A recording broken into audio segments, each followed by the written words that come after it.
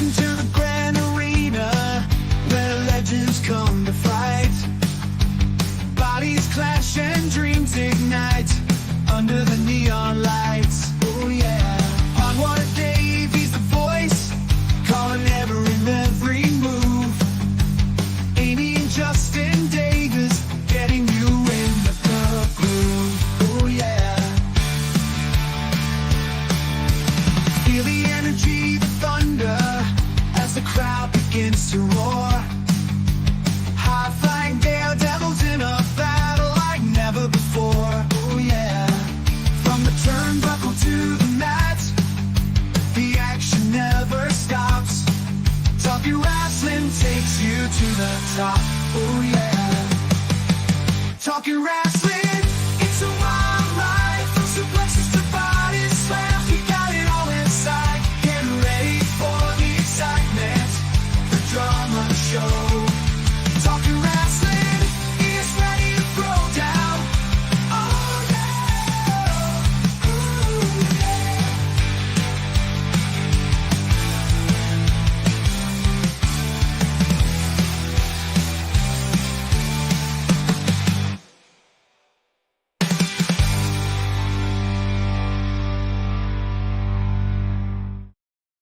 Hello and welcome to Talkin' Wrestling with Pondwater Dave, and my name is Justin Davis, and as always, I am joined by the First Lady of the Arn Anderson Fan Club. Right here at the finish line, she got in, Miss Amy Vaughn. And of course, we've got Mr. Pondwater Dave. Dave, we've got a couple of great guests with us this week. Tell us about it. We do. When in the upper right-hand corner of the screen, we got about 100 years worth of wrestling experience with us tonight. We have the promoters and owners of Legacy Championship Wrestling, Mr. Gil Culkin and Mr. Steve Starr. Hey. Hello. They've done it all over the. I mean, Steve wrestled. When did you debut, Steve? About in 80? 84. 84? I was 18 years old. Beaumont, Mississippi. Didn't know anything, but I got in there and I done okay. Something I always wanted to do. Got an opportunity to wrestle, and 18 years old, Beaumont, Mississippi, at the old gym there. And then Gil Been Culkin, at it ever since. The Gil Culkin was he grew up in the wrestling business. The Culkins promoted Mississippi. I mean, just an incredible story about the wild days of wrestling in Mississippi. Yeah. I grew up around it. Of course, my father used to wrestle, and then he started promoting, I think, about the mid '60s. And I personally got involved in 1974. So I go back a ways. So, Were you in the locker room as a little kid in the mid '60s there, or late '60s? no, not really. Not really. No. Okay. They probably didn't want you back there. You might see something you're not supposed to. That's true. Back then, you didn't want to break kayfabe at all, especially with little kids. Well, right. I really didn't know what was going on, actually, until right before I got involved in the promotion. And my father talked to me, but it surprised me. Yeah. What's the first thing you did in the promotion, Gil? Do it. What was your first job in the promotion? Well, before I started in the promotion, I was going around setting up rings, all the time. And when I was out of school, and putting up posters, doing ads, things. I was doing all kind of things before I actually got involved in this. So I pretty much went from the ground up and did everything there was to do. Did you sell programs? Did they do that at the wrestling promotion of your dad? So you would sell the promotions to everybody coming in? Yeah. And you said your dad was a wrestler? I'm sorry. Did you say your dad was a wrestler? Yes. Yes. Back in I think he started in the very late 30s and then 40s and into the 50s. So. And did he wrestle in Mississippi, or was he all over the place?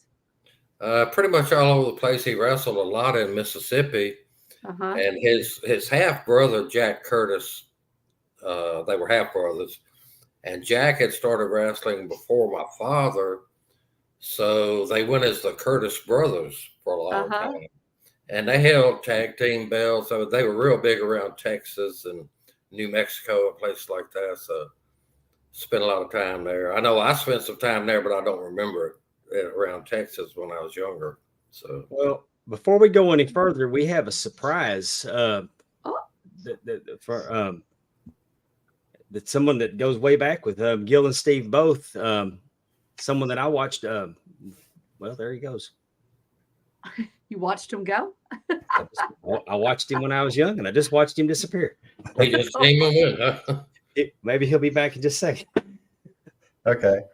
I had another follow-up question real quick while we're waiting for Gil on that. Did he go by any other ring names? What was his other ring names that he went by after the Curtis brothers? No, it was always George Curtis and the Curtis brothers. But then a little later on, he started going under his own name as George Culkin. That's the only clue. Yeah. Joining us now. He's a former Mid-South North American champion, a former Pacific Northwest champion, former Texas heavyweight champion. The legendary grappler has joined the show. How are you doing, sir? I don't know if you guys can hear me. I can't hear nobody, though. We can hear you. We can hear you. I just can't hear you guys. I don't know what's going on. My mic says it's on, so I don't know.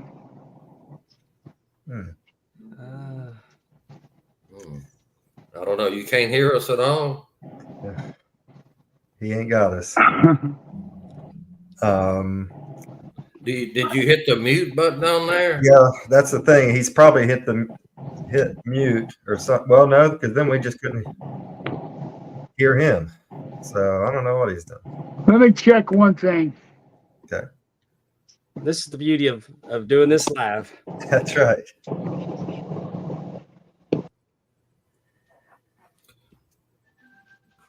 Oh, he may have the mute button on, but if he can't hear us, Yeah. Yeah, there's nothing I can do on my side. Well, that's. Yeah, it looks like he froze up too. I don't know. And he's sideways. Stop it. You just might have to text him. I don't know. See what you can do. So I don't know why. I don't know why I don't have audio. Can you hear us now? Can you hear us?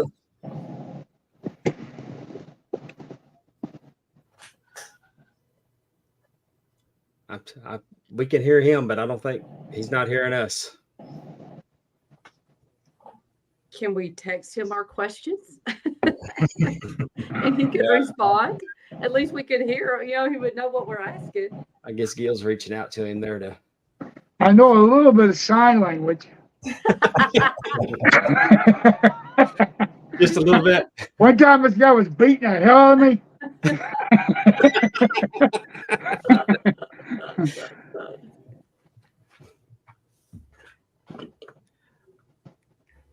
All right. Well, I guess we'll just You have guys think it's on my end or your end? My Your end? end. Your Your end? end. No, My your end. end? Yeah, your end. Okay. I'll keep looking. All right. Well, while he's looking, I guess. Well, I just sent you a message. I don't know Okay. if you can hear us. He's coming in. Okay, that's not it.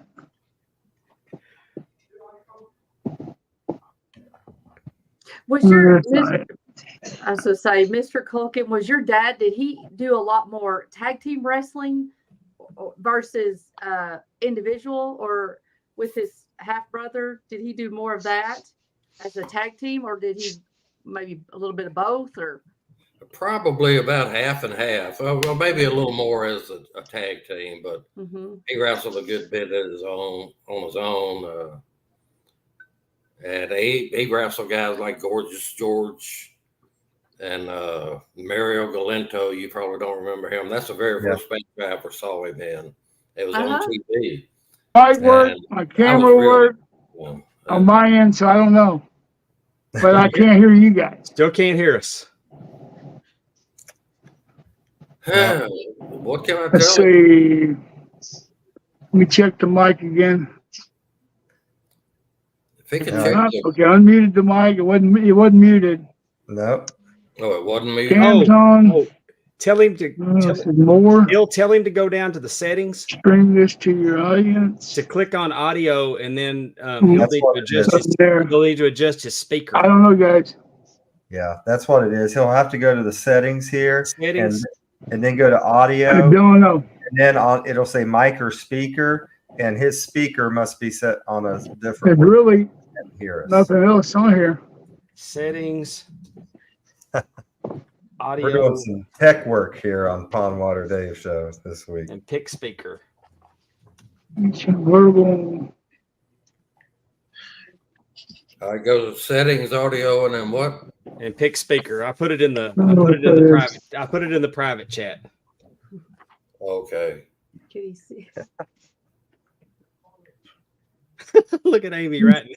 This is great. At least get them started. Go to settings. That's the beauty of doing this live. Heck yeah, it is. Oh, it's difficult when you get a lot of people in here too. While we're sometimes. doing all that, what Gil's talking about, you can find, he's got a great book. You can get it on Amazon. Yes. The Mississippi Wrestling Territory, The Untold Story by Gil Culkin. Yeah. I really enjoy it, especially when you talk about in your book who was loyal to y'all. If y'all don't know, they broke off from Watts. Watts was running Mississippi. They broke off from Watts, and they were running Mississippi too. Mm-hmm. And as you can imagine, that Watts probably wasn't happy about it. Right. Oh no. But you mentioned that the two men that were loyal to you was the Spoiler and Ernie Ladd. Right. And I guess Ernie Ladd jumped out at me because I know how much Watts thought of him and made him a booker. So, Yeah, well, Ernie didn't tell Bill he was coming with us. And from the start, Bill tried everything to get him to leave us. But Ernie told him, he said, well, I made a commitment to him. I'm going to live out my commitment. And he did. And then the Spoiler, he was big everywhere. And he still worked for Bill some while we were running against him. But he never would work Mississippi, never would work against us. Mm-hmm. Mm-hmm. So I thought that was really good. And a lot of these guys had a lot of respect for my father, and that was the main reason. So yeah, and we had Dr. X. Of course, Bill kept trying to get a lot of guys away from us, but they were pretty loyal to us. They were, and he tried his best to put us out of business. And we were running head to head the same night in Jackson. Once he got in there, he was running another location, Right. but that's what they were trying to do, just to beat it. They thought we would fold in about 2 months. Mm-hmm. Now, did you have the Coliseum in Jackson? Do what? Did you have the Coliseum in Jackson? Yeah. And See, for a long time, they kept them out. They kept trying to get in the Coliseum, but the managers just told them, said, no, we've got the Culkins in here and we're happy with them and we don't need another wrestling show. Mm-hmm. He kept them out for a while, but then I think Watts finally threatened to sue them and all this stuff. So, well, I won't give away too much of the book, but you talked about the loyalty, but then you talked about some of the Stooges.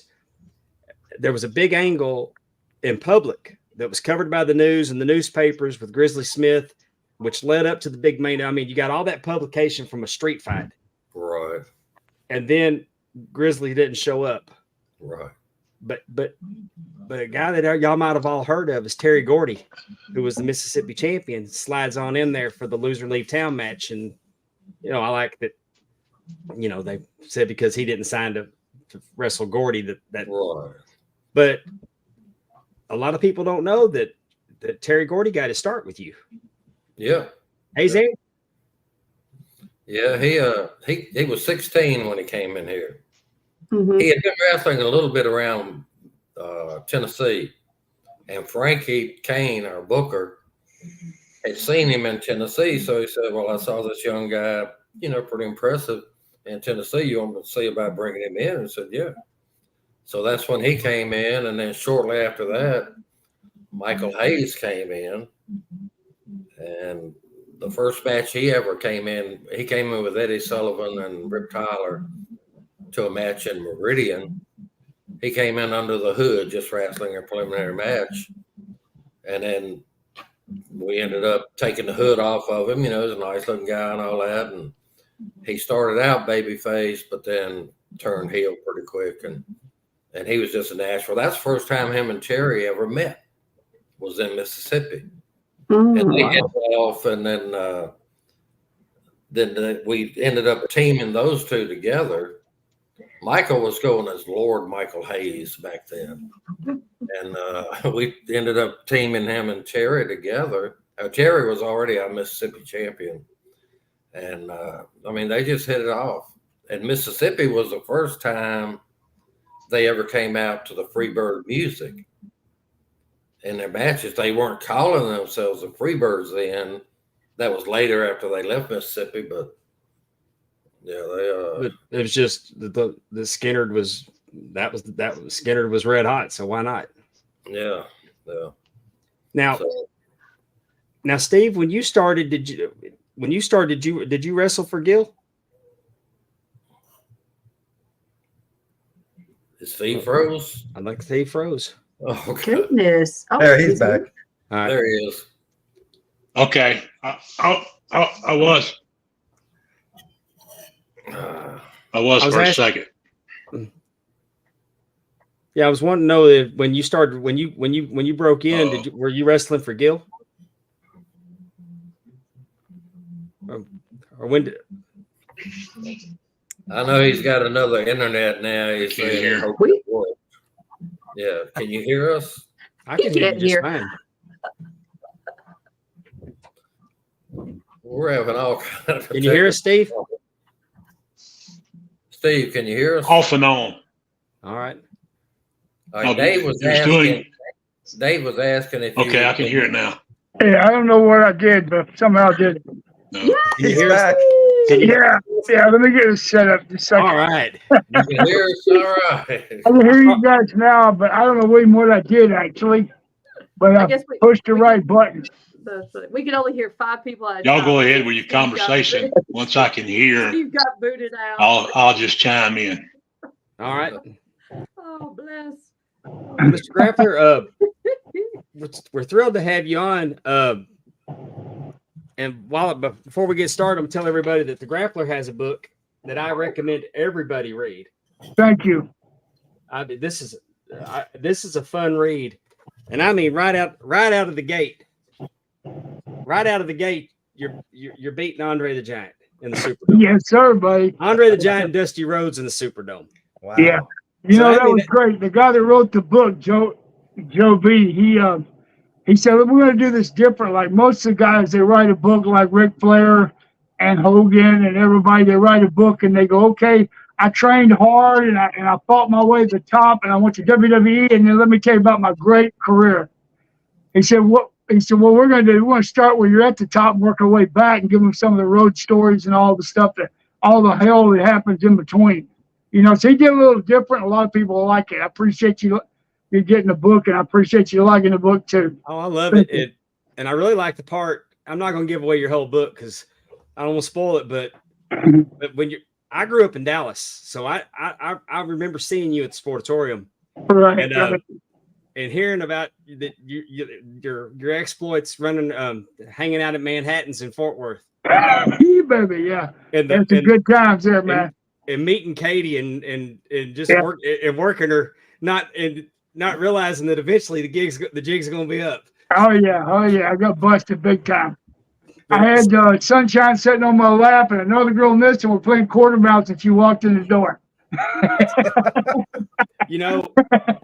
That other girl might have been my ex-sister-in-law because I doubt that, bro.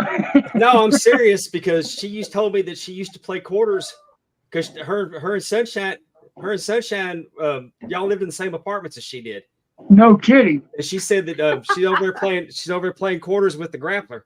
Hey, And, let me tell you something. and I went over there one time, and Sunshine's standing in her living room, and I'm starstruck because Yeah. that was my wrestling crush was Sunshine. I didn't expect to see her in my sister-in-law's living room. Yeah. You know what, man? One time, I don't know if you heard this story, but I was a Texas heavyweight champion, right? Right. And so one time, me and Jack Victory, we were there coming in from Manhattan to where we came from. We had this girls there. It was a big party. And so I'm like, come on, who wants to challenge me in quarterbouts, right? But this time they put a fifth of Jack Daniels on the table. It wasn't beer. And so we're hitting it, and that girl, she killed me. I mean, she was killing me. She hit it every time, dude. Finally, I got so drunk, man, I was about to pass out of the chair. And then I said, I submit. I give up. She grabs the belt and she goes, and the new Texas heavyweight champion. Right? So I laughed and all that. So we went on, finally passed out, went to bed. The next day I woke up, went to the gym, come back, took a shower, got ready to go wrestle in Fort Worth. And that was TV night on Monday night. And I couldn't find my heavyweight belt nowhere. She took it home with her, dude. And so I'm like, oh my God, I'm the Texas champion. So I went there and I talked to Ken Mantell. He's a booker. I didn't know what to do, man. I'm on TV. I'm the Texas champion. He goes, you did what?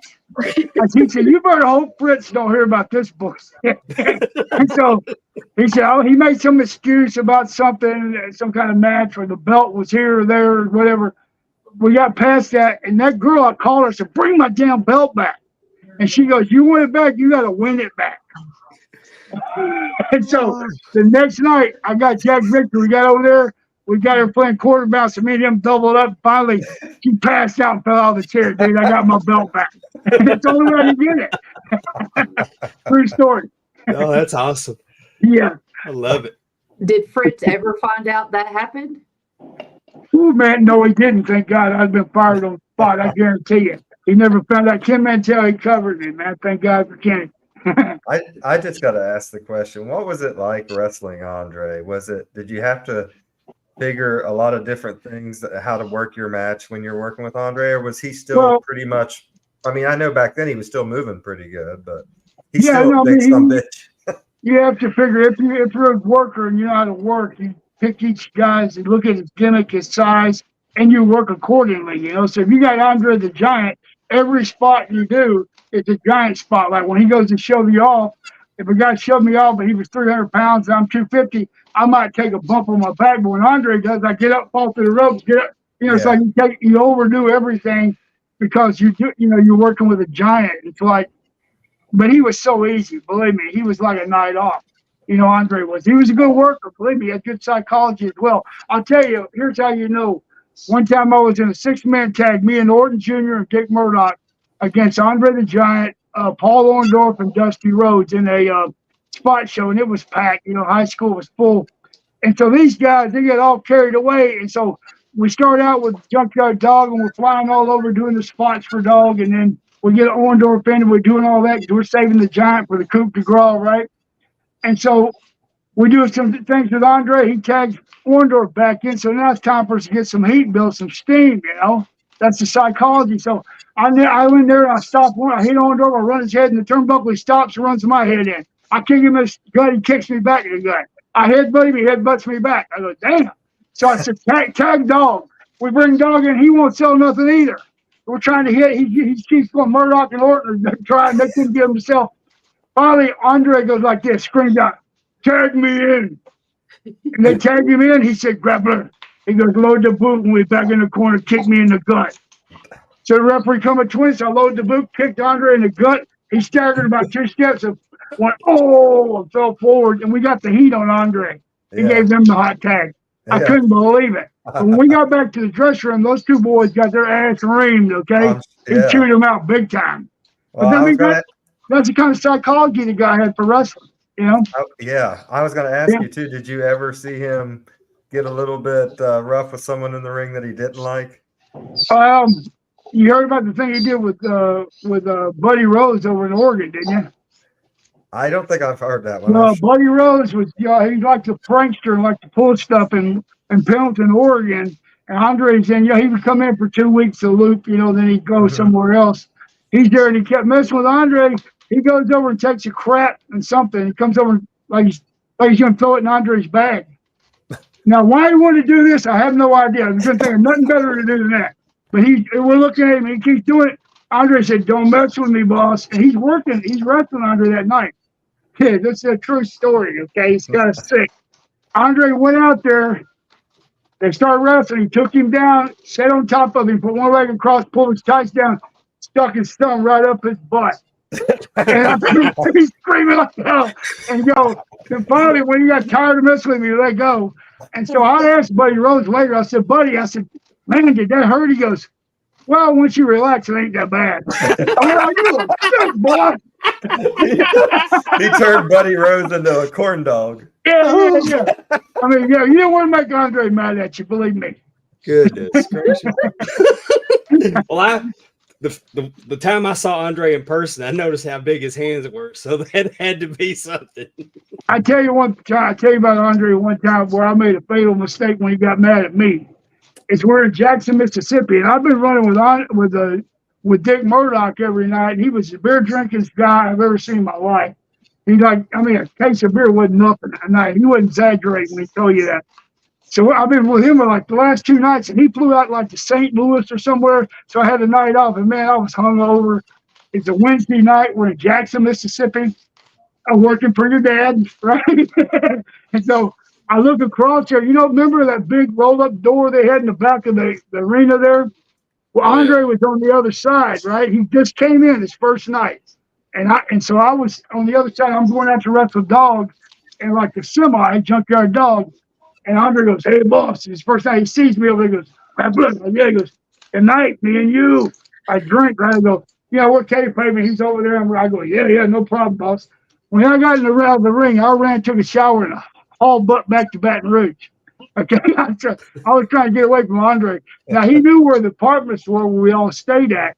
So I knew he'd get somebody to come looking for me when he got back. We're supposed to go drinking, right? And so I went over across the river in Baton Rouge, okay? And Black Bart had a trailer home him and his wife were at. I knew he had a spare bedroom. I went over there and knocked on his door. I said, "Brother, Andre's he's looking for me." I said, "Can I stay here tonight?" He won't come in. I had no idea. I don't know who stooged me off. Somebody told him where I was at. Oh, no. Here's how I was asleep in the bed. Andre got in toward the bed. He didn't even come through the whole door. He got in the trailer. Here's how he woke me up. He turned me and the mattress upside down. When I got up, he chopped me back across the mattress. I went, "Let me get my pants, boss. Sorry, hold on." I got my pants on, and brother, he tortured me the rest of the night. It was over there in Baton Rouge across the river. That bar stayed open all night. I remember it was daylight. He's still going, "Drink, boss, drink." We had to wrestle that night, too. I thought he was going to kill me. He goes, "Don't ever lie to the giant." That's the only time I ever made him mad at me. I never made that mistake again. I don't blame you.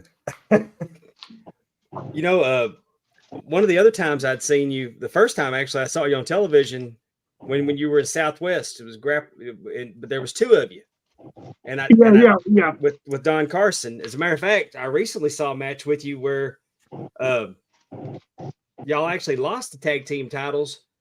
But as soon as y'all lost tag team titles, Tully Blanchard turned on Gino Hernandez. So it was Angle. Gino turned on. They were shooting Tully. Yeah, they were shooting. I think it was Aunt Gino. Yeah, they were shooting that angle over there. But me and Tony Anthony was his name. When I got a good run in Louisiana. I left and went different places. Then I came back again, and he had Tony Anthony was like a rookie, and Bill Watts says, "Hey, what do you think about that kid? He's a good worker." He was. He goes, "You think you can make a tag team partner of him?" I said, "Yeah." So I gave him a pair of grappler tights and his first mask, and we got some jackets and looked together at Walmart, and we went to town. That's how I got started, and we ended up being the grapplers. Then after that, for a while, we went as the Dirty White Boys in Memphis, and back in Louisiana, as the Dirty White Boys, and all different places. So that's where Corny came up. That's where Cornette came up with that name in Smoky Mountain. Well, no, that was Jimmy Hart's the one that came up with that. Oh, okay. That was Jimmy Hart's idea, yeah. Well, he brought us in, did the video and everything. Yeah, but I mean, when Corny, he had a tag team named that in Smoky Mountain Wrestling in the mid early 90s, so he must have took that name, Yeah, the Dirty sure, White Yeah, Boy. they were around for a while. Yeah. Yeah. What? But I mentioned the two grapplers because now in Mississippi, you have a new protege that's grappler number 3. Number 3, brother. We're going to be in Sumrall, Mississippi, August the 24th, day before my birthday. So you know what? I want to make sure my man wins day before my birthday, so I have a nice birthday present. They're saying there's a special meet and greet too at 5:30, and it's like it's a thing for the Gridiron Club, the Sumrall Gridiron Club. They're having like a trying to raise some money. It's going to be a good show. I can't wait for that show in Sumrall. I'm excited to be there with you. I've had the opportunity to work with you and both you and grappler number 3. Well, Grappler 3, he's got Rhett Thibodeau, right? And I asked Grappler 3, what do you think about this guy? He said, hey, brother, he's tough. I know he's tough. We never sell nobody short. And I heard he's a good wrestler. He's got his wins under his belt. He's done a lot of things, but he can wrestle all the alligators in Louisiana, eat all the boudin he wants to. But when he comes to meet the grapplers, we're going to teach him a wrestling lesson of a lifetime. Believe me. Hell yeah. So, Dave, are you reffing the show? I am Is that what repping you this said? show. Awesome. Good I'm for really excited to you. finally get back in the ring after Oh, too you long are? of an Okay, absence. cool. After That's too gonna be long of an cool, man. absence, I'm recovering from knee surgery. I've missed about 3 months, and I'm excited. I'm excited to get back in Sumrall myself. You know what I was doing today right before I got here? I just flew in from Memphis, Tennessee. I was doing the Dark Side of the Ring for Vice TV. Supposed to Oh, come out yeah? this spring about that crazy Billy Jack Haynes that killed his wife. Oh, no. Yeah. Did about a 3-hour shoot, man. I mean, they do a lot of detail on that stuff. And Yeah, they one of do. them. Well, that's Amy. awesome. I'm excited to see you on there. We all watch those. Dave and Amy and I watch those every time they come Yeah, out. So yeah. I'm excited to did- see you on there. I did the territory dates, but Yeah. I didn't do. This is the first time on the dark side, and I asked them, they were negotiating over money, and they go, "Well, Lenny, we can't pay you as much as we did for the territories because the Rock was covering that budget." I go, "What?" Yeah, I can believe that. yeah. Wow, how many seasons of Dark Side? And those guys turned into carnies. Yeah, I know, bro. That's Vice TV. It's a network, a national network. I'm sure they don't have no money. You know what I mean? Yeah. Right. Well, we're not going to take up a whole bunch of your time tonight, All right, fellas. but we're I super appreciate you excited. having me Super on there. excited that you came on. Can I get one more question in, Dave, real quick Yeah, before go we right plug the ahead. book? Yes. Who was your favorite guy to wrestle over the years?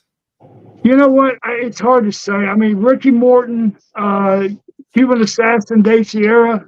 Well, up in Portland, we had fantastic matches. Ted DiBiase. Yeah. Jake the Snake, I can't sell him short. We invented the DDT. We went down a long Right. road together. Guys like that. Those guys. I put those guys on. All those guys you mentioned are good, really good psychology ring guys. Yes, they so are. it makes sense Yes, they why you would like to work with them. But another guy I haven't mentioned was one of the easiest. When you sing your name beside his, you're like night off. Was Eddie Guerrero. He was so easy. Oh man. So And Gil, are you on the show, Gil? And Sumrall? Yeah, said nothing. Yeah. I'm just messing with you, man. Well, I'm listening. Okay, buddy. Well, tell everybody where they can find your book. Well, you can go on eBay. I got a bunch of stuff. The book. I got masks like the one I'm wearing for sale. I've got little. They got some little wrestling looking doll. Like the little plastic toys that people buy for kids. What do you call that? Figures or whatever, wrestling figures. And different stuff. It's on the eBay, on my eBay site. Just go to The Real Grappler, okay, on eBay. And that book's also on sale on Amazon.com. So, well, but if you go to my eBay site, it's cheaper. And plus, I autograph it. You know what I mean? Oh, okay. Well, I'll be putting in an order because I read a lot and I I just got mine finished the book autographed. and I need a new Well, one to start. I'll be bringing some to the show with me, so you guys don't worry about it. Okay, I got it. Okay. And he's making the convention circuit. We just saw him in Waukesha, Iowa. He was at What? the How did Gat. I miss that? I don't remember seeing you there. I was there. Yeah, I was there. my gosh. He was there, and he was just at the gathering. Go out of your way to meet the grappler. Get I'm gonna get be an at autograph. Colorado Alley next week too, in a week or so. Colorado Alley too. Get a mask. That's coming on there. All right, It's guys. an Well, absolute thank you so pleasure much. I to have you appreciate on the you having show. me on. All right. Thank you so much. Thank you. We'll see you in Sumrall. All right, Gil, take it Grappler easy, 3. buddy. All right, Take man. care, Thank man. you. Thanks for coming on, man. Bye. All right, bud. Bye-bye. I like the idea of going on eBay and getting him to sign it. I like that. Yeah. You'll I love usually, this book, Amy. It's a fun read. I mean, it I grabs you right bet. out of the gate with that Andre story. Oh yeah. I have no been kidding. switched over for the last 15 years of reading my books on an iPad or whatever, or on my phone. And I don't read a lot of physical books anymore, but I'm going to, just because I want to read that book. So I want it signed. Yeah, I do All right, too. Steve, is your technology working now? Yeah, I think so. I've been All right. listening. Well, we're gonna let you. I know the talk. grappler said the grappler asked Gil why wasn't he talking. We didn't get an opportunity to talk. He talked the whole time. Hell, I was listening. I didn't have to. I'll tell you what, he's good at it. I I know. knew he just got home. He and I is. didn't want to He's- keep him too long, but Well, he could have gone on all Right. night. Right. yeah. Oh, yeah. I love Can y'all it. hear me okay? Yeah, we got you good now, Steve. Maybe we can get him back again sometime. Okay, good, He's good, got good. stories for days. No Oh, yeah. kidding. Yeah. He's a good guy. We go back since about 1980, very early 80s. We have the exclusive of the Andre the Giant thumb incident in the ring. So We also got a secret exclusive of Billy Jack Haynes being on Vice coming up. We do. You heard it here. I Amy's know. excited. You know how I like a Billy Jack. Everything comes back to Billy Jack Haynes with Amy. It's like does. like that Kevin Bacon, the 6 7 degrees separation. It's true. So- He was one of my favorite. I can remember he had that curly dark hair. I mean, I really thought he was something. And then I'm glad you didn't marry him, Amy. I would say I grew up and learned a lot. I was like, whoa, that's what happens. But that's interesting that they're going to do a story Yeah. about Billy I mean, Jack. what's darker than murder? Yeah. That's pretty dark. Right. Well, but yeah. Yes. Okay. I'm Let's sorry. go back to Steve. Yes. We were asking when you broke in, Steve. Did you get to work? Were you Yeah. working for Gil? When does that relationship start? A few years ago, well, let me go back. When I was a teenager, 12 and 13 years old, when Gil and his dad, Mr. George, was running Mississippi, I used to go to the matches in Hattiesburg, sit at ringside every Thursday night at the National Guard Armory. And like Gil mentioned earlier, I mean, there's a lot of big names that come through there, really got their start there with Gil. So I knew of Gil for all these years. And then several years ago, Gil and I met up and got to talking, and we found out that he and we think a lot alike on the wrestling business, and how it should be run. And a little over about 2.5 years ago, I guess it was, Gil, a little over 2 years ago, you and I got together and we decided to start Legacy Championship Wrestling. And so we have a lot in common as far as the way we think things should be. And this coming up, 24th of August, will be our 2-year anniversary. And we're really looking forward to it. Sumrall has always been a really good wrestling town. The people, it gets loud and there's a lot of kids. And we're hoping for another good turnout. So if anybody wants to follow us on Facebook at Legacy Championship Wrestling. Our page is growing almost daily. And we got a lot of events coming up in the near future too. And we're just old school wrestling the way it used to be. And we also, one thing we also do is we don't allow our wrestlers to use profanity or anything like that, because we are trying to attract everyone from the kid to great grandma. And I've heard over and over and over the good compliments of our promotion for what we do and how we run it. And everywhere we go, they ask us, when are y'all coming back, and they had a great time and all that. I haven't heard anything negative yet. So that's how we do things. And, you come to one of our events, it's an old school, you're going to see wrestling. And I think everybody will have a good time, you know. Well, We and what invite I everybody like to come out to Sumrall, Mississippi. what I like about that, Go when ahead. you talk about you want it to be the way it used to be, well, if you go back on the Peacock and you pull up Jim Crockett Promotions or WWE in the 80s, you won't see cussing on there. So that's the way we grew Right. up with wrestling. People didn't say swear words because you weren't Right. allowed to on TV back then. So, you know, Yeah, and I I mean, like that. and I'm not going to throw stones Yeah. because nobody talks worse than I do. But when I hear it on wrestling, it just feels out of place for me. Mhm. It doesn't. It doesn't work for me on You know, wrestling. when we go into these schools for the first time, they'll usually ask, well, are y'all like the wrestling on TV? And I say yes and no. I say, you see some of the same moves and holds, but you won't hear the profanity or see anything vulgar. And then Or blood they're or really blood or receptive anything about like having that. us coming Yeah. in. Now, Mr. Steve, So- when you were talking to Mr. Gill and you all were talking about it, were you thinking you wanted to start a promotion, or were you all just kind of having a conversation of, I wish there was some good wrestling, or I mean, like, how exactly did that start? Like, was it just you all had a conversation and it just grew into the idea of a promotion? I kind of think so. You know, we just got to talking, and you know, Gil had brought up the fact. You know, he said there's some good promotions out there. He says, but I believe there's room for another one, and that, you know, that kind of perked me up because I had a promotion, and I sold my promotion just a few months prior, thinking I'm not going to get back in anytime soon. Uh-huh. But once I started talking to Gil, you know, and it just, anybody that's in the profession, it's in your blood. You just can't get rid of it, you know. And we started talking about how we wanted to do things. So that's where it started. I think Gil was living on the coast at that time, and I went down there. We met and talked for a good while, and you know, we walked away. Hey, let's do it. You know. Well, I think we both just felt like the time was right. Mm-hmm. Because I went for a lot of years saying I'd never get back into it because it had changed so much. There wasn't really anything going on. Right. And I went to a few local promotions around the state, and they were horrible.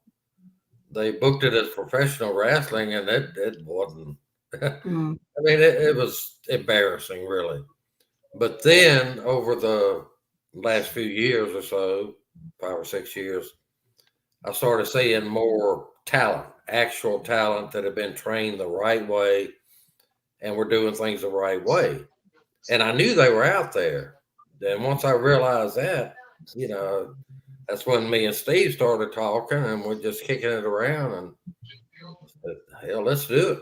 So we did it, and I'm getting more excited about it all the time because right now, like, we've got 3 or 4 or 5 new guys coming into Sumrall.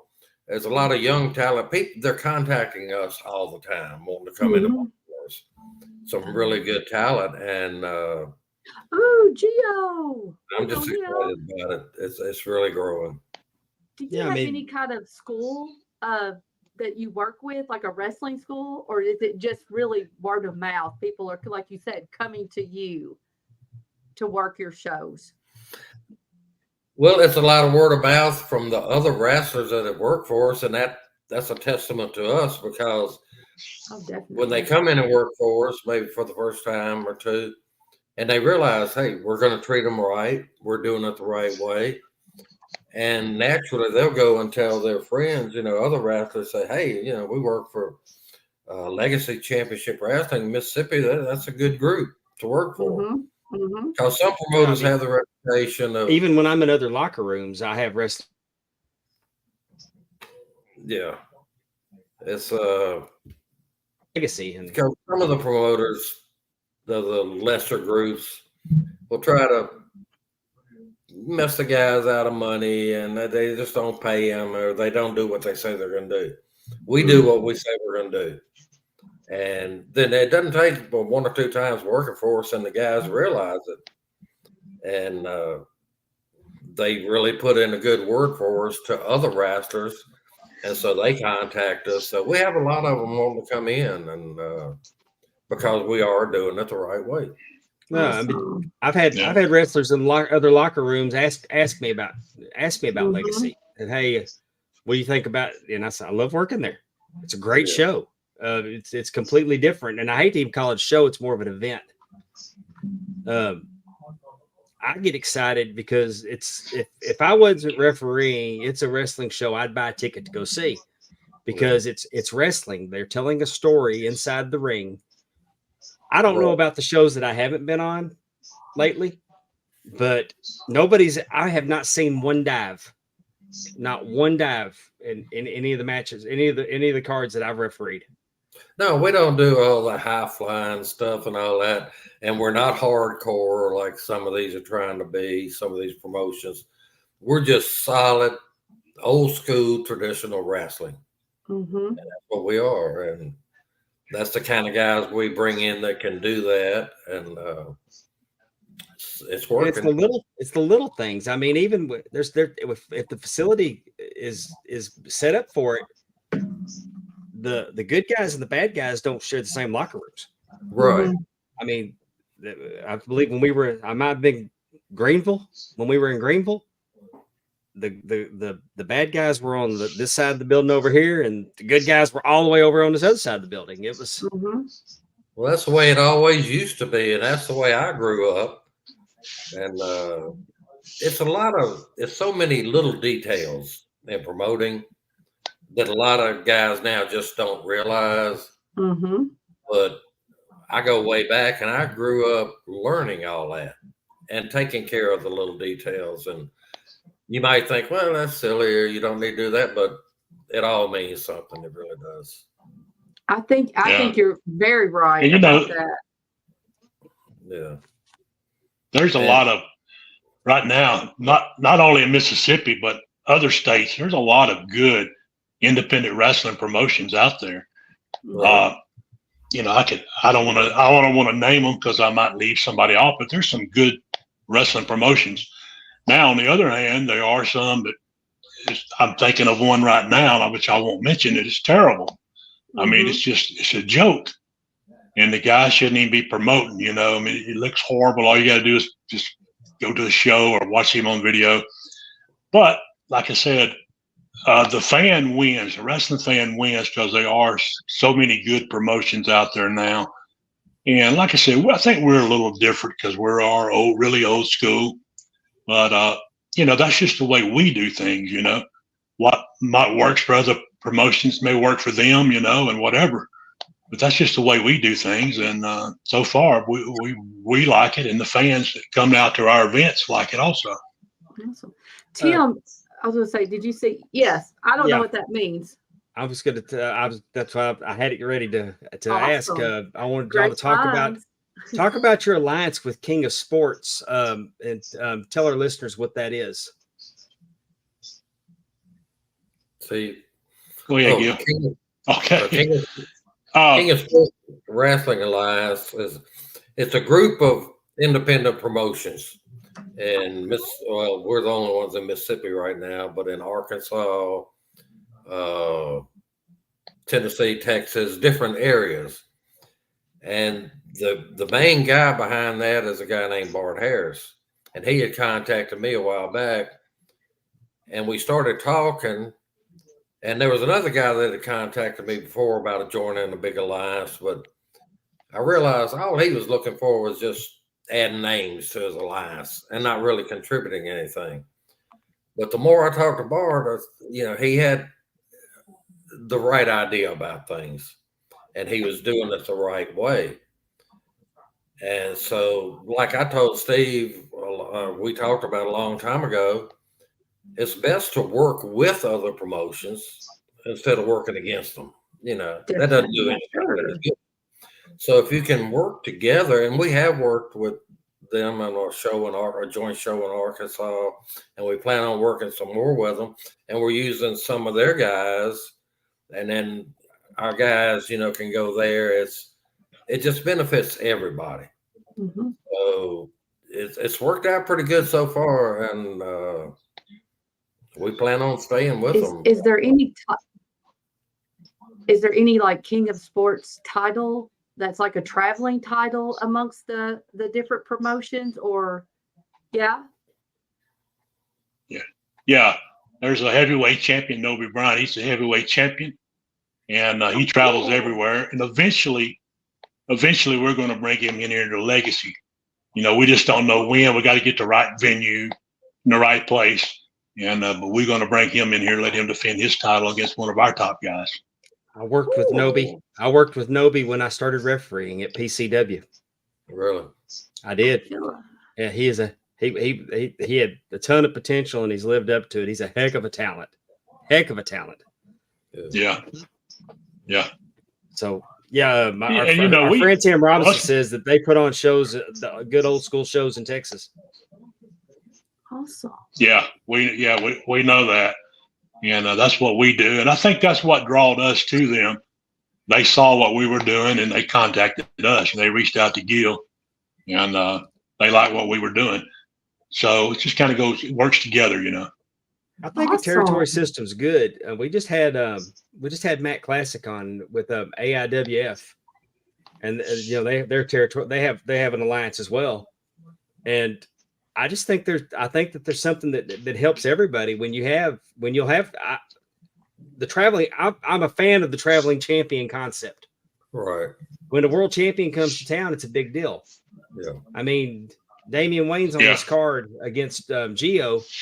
Damian Wayne was the world champion for AIWF for over 600 days. Right. So, I mean, he has experience with that. I mean, he's Damian Wayne's a big time talent. I'm gonna bring the card back up again. He is. You got Gio Savage and the unpredictable one, Damian Wayne. This man's been around for over 20 years. And I mean, he's been there, he's done that. 3-time NWA national champion. He looks like he could put a hurting on somebody. Yeah, I watched him put a hurting on Ray Fury recently. Oh, poor Ray. Ray knew he'd been in a fight. And you know how we think highly of Ray Fury. Yes, definitely. Oh. Yeah, Damian Wayne looks like he was in Sons of Anarchy. Yeah. Mess you up. He's a heck of a talent, and we know that Gio is too. And I'm not familiar with the ring bully, Stavon Remsen. Yeah. But I am familiar with Professor P. Yeah. Now we didn't have time to change the poster; it had already been printed. Well, we did. I mean, we changed the poster, but originally we had Damian Wayne against Big Swole. In a championship match, but Justin got hurt and he's not able to make it. He's going to be doing an interview promo for us and explaining what happened, but he wasn't able to make the commitment. But we originally had that championship match booked, so now we've changed it, even though it doesn't say on here. But this is the #1 contenders match with Damian and Gio. So the winner of this match will be the #1 contender for a shot against Big Swole as soon as he's back for a championship match. Well, that's gonna be a hard hitting match right there. Yeah. And what I like about Legacy is that you bring in different talents. It's not the same talent that everybody in Mississippi is using. Right. Mm-hmm. Now, I mean, with Gio, you bring Gio in, so there is some familiarity, but there's a whole lot of different on there too. I think it's a good mix. It's introducing new talent to the area. It gives you something unique. Because why would you, if it's the same people on the same show, why would you travel to go see the same thing that you know that you can see over here? Right. Mm-hmm. Mm-hmm. Well, that's it. Like you said, it is a good mixture because we have guys on there that the fans are familiar with on most of our shows, but then we're bringing in new talent, and it's a good mixture. and we're bringing in some really good new talent. So, Yeah. I mean, One match I'm really excited about is star of the show Andy Mack against Livewire Bobby Ford. Mhm. A lot of people down here probably haven't heard of them guys, but I've been following them for a while, and they've been having a feud up and around Memphis area, North Mississippi. And I'm telling you, that match could be a main event. It's going to be one good match, and I'm looking forward myself to watching that match. So, I mean, all these matches are going to be really good, and I'm excited about this card. Cajun Outlaw Rhett Thibodeau against the Mask Rapper number 3, and that's going to be a barn burner there. You know, and the All-American Ken Dang. We had Ken Dang on our debut card 2 years ago at Sumrall, and he wrestled Zane Stevens. And if you know anything about Zane Stevens, he is one tough guy. yeah. And I tell you what, Ken Dane impressed Gil and myself. He didn't get the win that night. Zane Stevens beat him, but that Ken Dane made an impression on both of us. So that's why we got him back, coming back to Sumrall. he's very impressive. That's the one I gravitated to. Looking forward to seeing his presentation is really something else. And when he came back to the dressing room, his chest was just about beat red. Zane had chops on him. I mean, it was a hard hitting match, but he was giving them right back. It was a real tough match. Good match. Yeah. And then we got all-in-one Jay Smiles versus Alexander Christos. Yeah, Chase Miles is a young guy. Hadn't been wrestling all that long, but I tell you what, a lot of promotions have caught on to Jason and is using him. He's been to Georgia recently and making a little name for himself over there, and we're excited about having him. He's not a big guy, but he's full of fire, and he's wrestling the big guy. Alexander Christoph is a really big guy. Been wrestling in Texas and Louisiana some. So that's going to be an interesting match there. So we've got a good card lined up for the folks at Sumrall and the surrounding areas. You know. How often do you run? One more thing. Oh. Well, just one more thing. Our matches are, when our events, they are affordable. It's $10 for general admission. And if you've got kids 5 and under, they get in free general admission with a paying adult. You know, and that's affordable for anybody, $10. You know, if you want to sit at ringside, it's $15, which is not bad. But we try to keep it where anybody can come to our events. Absolutely. It's a good point to make, because these ticket prices at some of these other shows anymore are pretty steep. So Yeah, they How are. often It's affordable for the family. How often do you run shows? Do you try to do one a month, or is it depending on, like, this is a part of a fundraiser for the football club? Yeah. You know. Right. I think this year we'll end up having about 8 total, but our goal is to have, in the future, to have at least once a month, you know. So 12, probably 12 shows, maybe starting next year, hopefully, you know. And we're just trying to, you know, try a few different places and see what the people want. And we're getting some recognition around South Mississippi now. So, and if anybody ever needs a fundraiser, all they got to do is contact us. As long as another legit promotion's not in the area, we'll be glad to go there. But if there's a legit promotion in that area, we're not going to go, because you know, that's just us. You know, we don't want to go into some area that some promotion is trying to has been running for a while. You know, if they're legit. What I mean by legit is a good promotion. Now, if it's some backyard stuff, we will go there. But if it's a legit promotion, we're not going to try to get too close to anybody like that. Right. Well, it's just like one town. We just got to. Go ahead. No, you go ahead.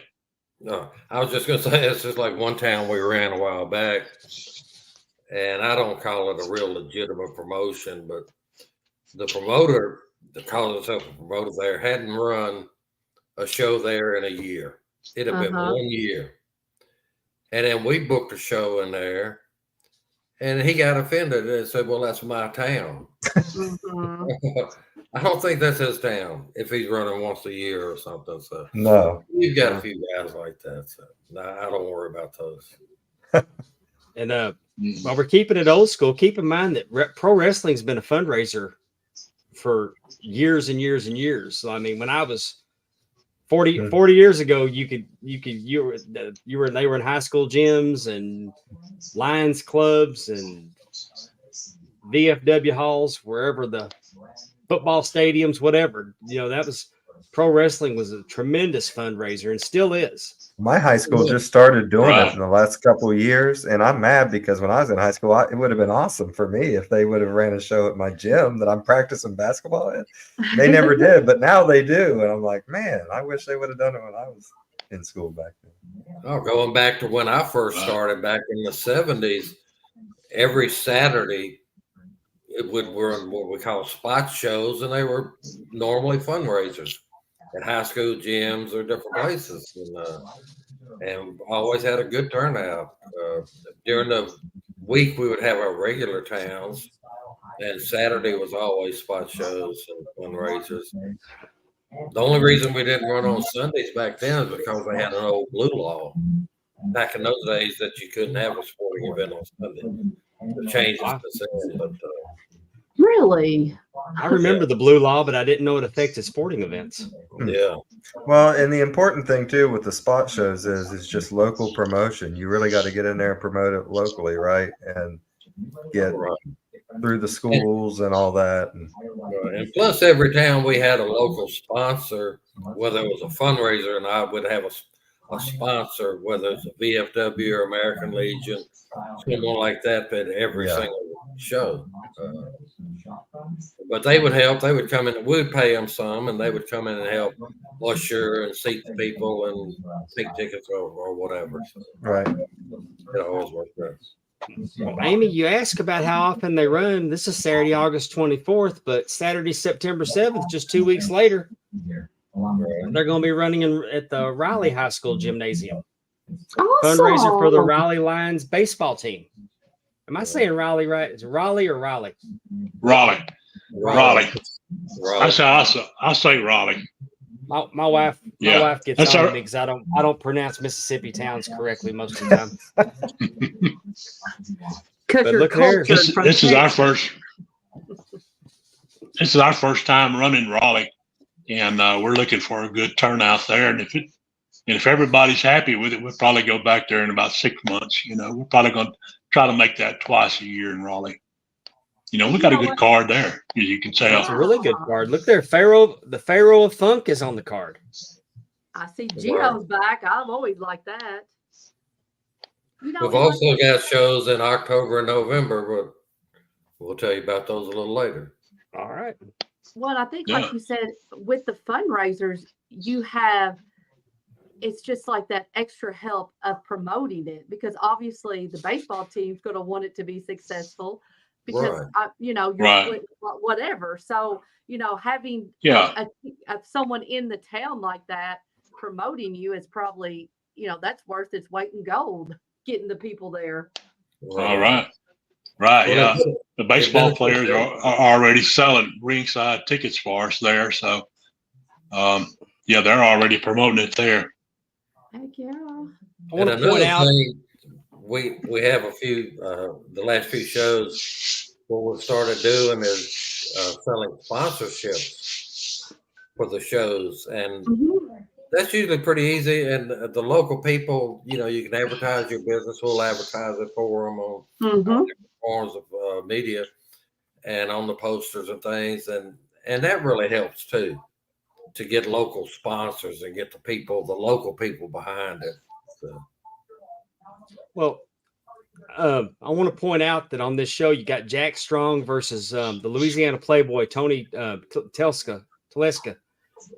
I want to point out that this kid reminds me of Gino Hernandez. Which one? Tony? Tony reminds me of Gino Hernandez. Really? What about Yeah, he sort of does. Yeah. I mean, down to Yeah. down to wearing a satin jacket with a white towel uh-huh. when he comes to the Okay. ring. Okay. He is arrogant. He will get up on the ropes and kick his feet up. He's very hateable. He's a very hateable young man. But he's good. He's Oh, good. he's great. I love him.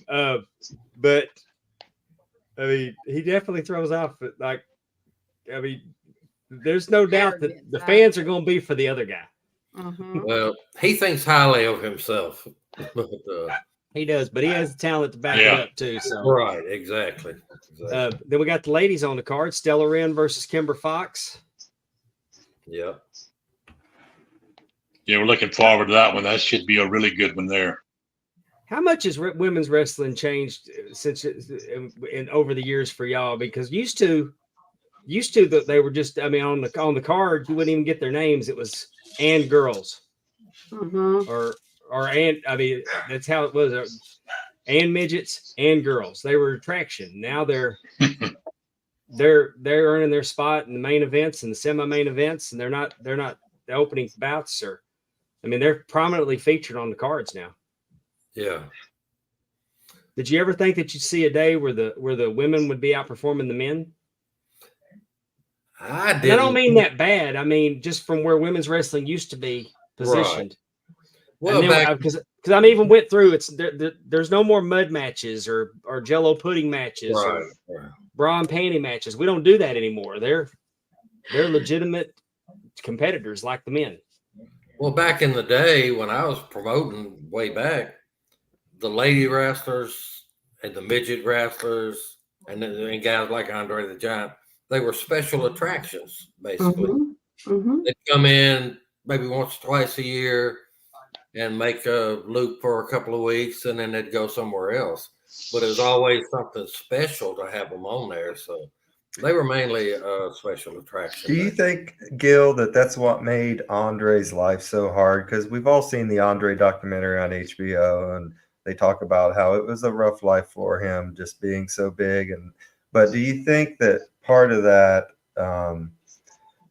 I'm sorry, I just lost my train of thought. When you said Andre, part of that was where he was an attraction and he had to go around and travel so much. He didn't get to stay in a territory and stay home. He had to go to Japan and then New York and then Houston and then wherever. So do you think that kind of helped kind of exasperate his physical well-being? I'm sure it did, because you think about it, a lot of guys would be in a territory for 6 months up to a year or all the time. Right. Andre would be in for a week or two. Mm-hmm. And then go somewhere else and then go somewhere else. And plus just the fact, getting on an airplane or going to the bathroom in an airplane or sleeping in a motel room, the beds are not Beds big won't fit him, yeah. I picked up Andre the Giant from the airport in Jackson, him and his manager Frenchie, one time. And I didn't think he could get in my car.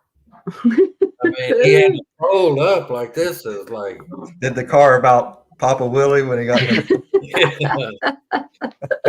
But I tell you, he did, and he came in early to the airport, so I picked him up, him and Frenchie, and I took him downtown to eat because they got in like 3 o'clock. The show wasn't until that night.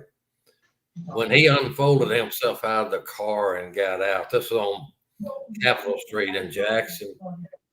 The whole street just stopped, just about looking at him. He was that big.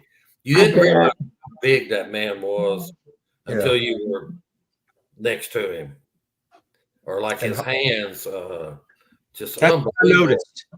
I noticed how big his fingers were. Because I sat on the aisle. Buddy Rose did too. Yeah, when he walked down the aisle, that was what I noticed about him. Just just how huge his hands were. Like his finger, I kid you not, was as wide as my little wrist. Right. Mm-hmm. And that's what struck me about him, is just the enormity of his the extremities. And even at Baylor Hospital in Dallas, they have a cast of his hand, an actual cast of it. Right. there's a Well, famous. he had a great reputation for being a big beer drinker. The number of beers he would drink in a sitting, but he would take like a 12-ounce can and he'd just put his hand around it. You couldn't even see the beer can. His hand was so big, it just. But he just drink it in like 2 drinks, and that's a can. Yeah. Pretty much. Yeah. I have But a. he really was a nice guy. He Well, really that's what was. I've always heard is that the people he liked, he was very sweet to, and some of the people he didn't like had some rough experience. Yeah, now if he didn't like you and you were wrestling against him, you were in for a long night. I heard you talked about picking him up from the airport. There's a famous story about Bret Hart was driving him back to the airport in Calgary one time, and I guess Andre was going to be late to the flight, and so Bret drove very erratically and fast and scared Andre. And Andre did not talk to Bret for years after that. Oh, really? And when Bret got to WWE, he had to work it out with Andre because he was still mad at him about that. No wonder Bret's so bitter all the time. Do what? I said, no wonder Bret's so bitter all the time. But they worked it out. They were good friends after that. But Andre had, I think Bret was just scared to talk to him and just didn't talk to him for a couple of years. And then Andre, just like what the Strangler was saying, didn't want to see him because he knew he had heat with him. Yeah. Well, I wouldn't have wanted to make him mad. Steve, I want to go back to Steve. Steve was recently actually inducted into the SWA Hall of Fame last year. Yay! Congratulations! And SWA was the promotion he founded and sold. They put him in the Hall of Fame. Yeah. Right. So I want to talk about your Hall of Fame career a little bit. What were some of the highlights of your wrestling career? I got to wrestle a few of the bigger name wrestlers in my career, such as Scott Armstrong. I wrestled Adrian Street a number of times in Mobile. Wow. Wrestled Bruiser Bob Sweetan. Let me tell you about this Bruiser Bob Sweetan. It was in Mobile, Alabama at the fairgrounds. I'm 20 years old. It's 1986. And I'm looking across the ring at Bruiser Bob Sweetan. And my knees are knocking. I'm nervous. Aww. But I got to wrestle him twice. Also, right about a year, maybe a year and a half before Bob Holly went to WWE, I got to wrestle him in Pascagoula. And I got it on VHS tape where I got the win on Bob Holly. Back then, it wasn't Hardcore Holly. It was Beautiful Bob Holly. Yeah, and Spark Plug. And Spark Plug after that. Yeah, and also in Louisiana, I went down there and wrestled Sonny King. He had a promotion down there also back in the late 80s. I got to wrestle against him. Got to team up, and I'm sure y'all may not remember this, but back in the early 70s, mid 70s, one of the most popular wrestlers ever in South Mississippi was a guy named Cowboy Bob Kelly. And he still talked about around Hattiesburg and Laurel area. And in 86, he came back to Mississippi, and I got to team up with him a couple of times. And that was a highlight because as a kid, I used to go watch him, Mm-hmm. And like I said, he was really popular. And that was a big thrill for me. I'm 20, 21 years old, and I get to team up with Cowboy Bob Kelly. And I thought that was real special for me. And when I got out of the business wrestling, I started my own promotion in 2014, was SWA. And our first event was at Sumrall.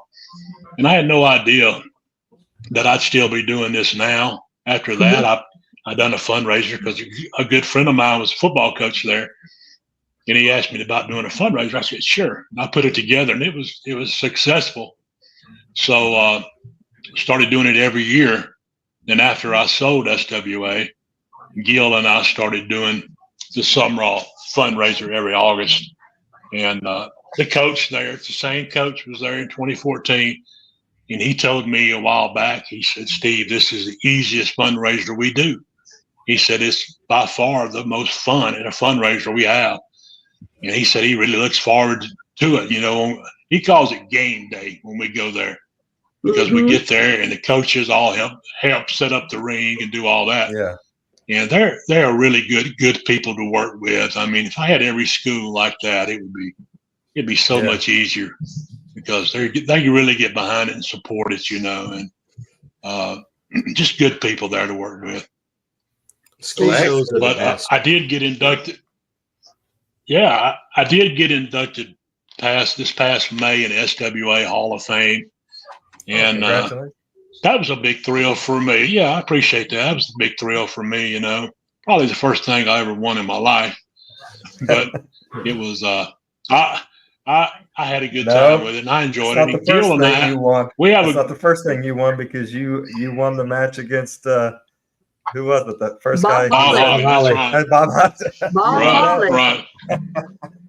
And I've kept that VHS tape just in case somebody don't believe me. I got proof of it. You can find a VCR. Well, I got a couple questions, Steve, for you about the guys you wrestled, and one of them is about Bob Holly, and I'll do that first since we're talking about it. Bob is known as kind of a gruff guy, a really kind of tough guy. Did you experience that when you worked with him?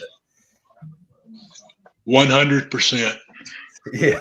when he was at WWE, they give him the hardcore name, and I said, "That's him.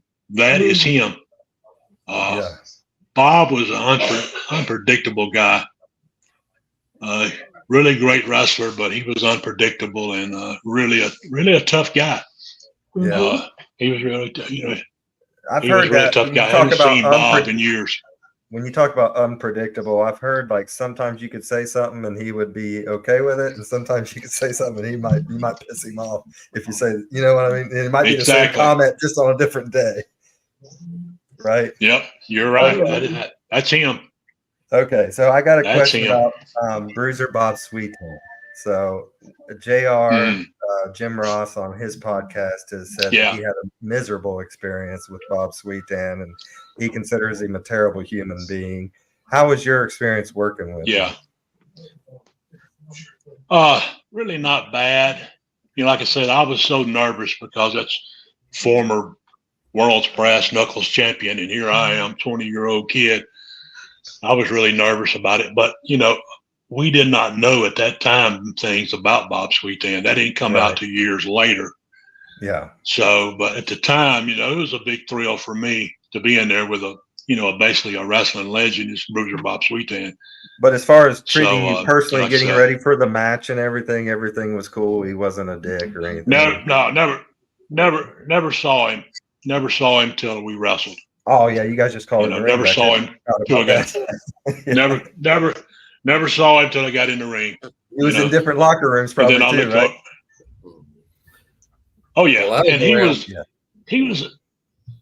was a guy that you wouldn't want to walk up on him in a dark alley just by looking at him.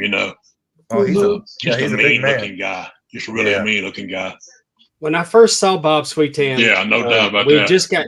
We just got cable television, and he was Mr. Pile Driver. And Southwest Championship Wrestling, and the fans loved him.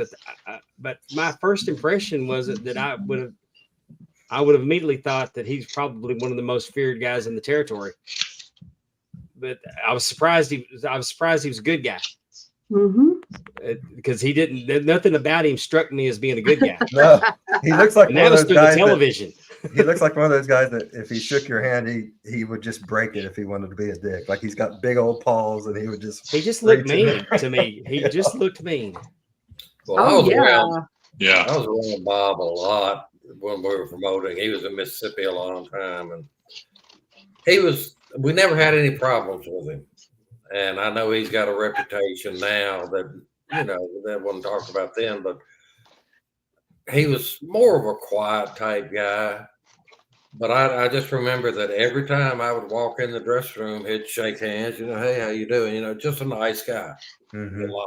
Well, good. He wasn't one that you would sit down and have a long conversation with, but we never had any problems with him at all. He was there to do business. Yeah. Hey, let me say that I just thought about something Sure. when Gil and his dad, Mr. George, was running international championship wrestling in Mississippi. They had a wrestler, and he was very popular for years, and I consider him a wrestling legend, Pork Chop Cash. Yes, Mhm. Do y'all remember Pork Chop Cash? I do. Okay. I've heard of him. In 1978, the AWA, American Wrestling Association World Heavyweight Champion Nick Bockwinkel came to Jackson. Okay. And he was booked against Pork Chop Cash, and that match was a 1 hour draw. That tells you the kind of talent that Gil and his dad, Mr. George, had. Because Nick Bockwinkel, in my opinion, this is just my opinion, I think if I had a Mount Rushmore for wrestlers, I think he would be on one of them on there. He was just so impressive to me. And for Pork Chop Cash to wrestle him for 1 hour, I think that's just amazing. And another thing, if I'm not mistaken, and I could be, I think Pork Chop Cash was the first wrestler that I know of to ever come to the ring with music. I could be wrong, but I think, if I remember right, he was one of the first wrestlers to ever come to the ring with music. Cool. And that says something for Nick Bockwinkel to come to that promotion and do a 1 hour draw.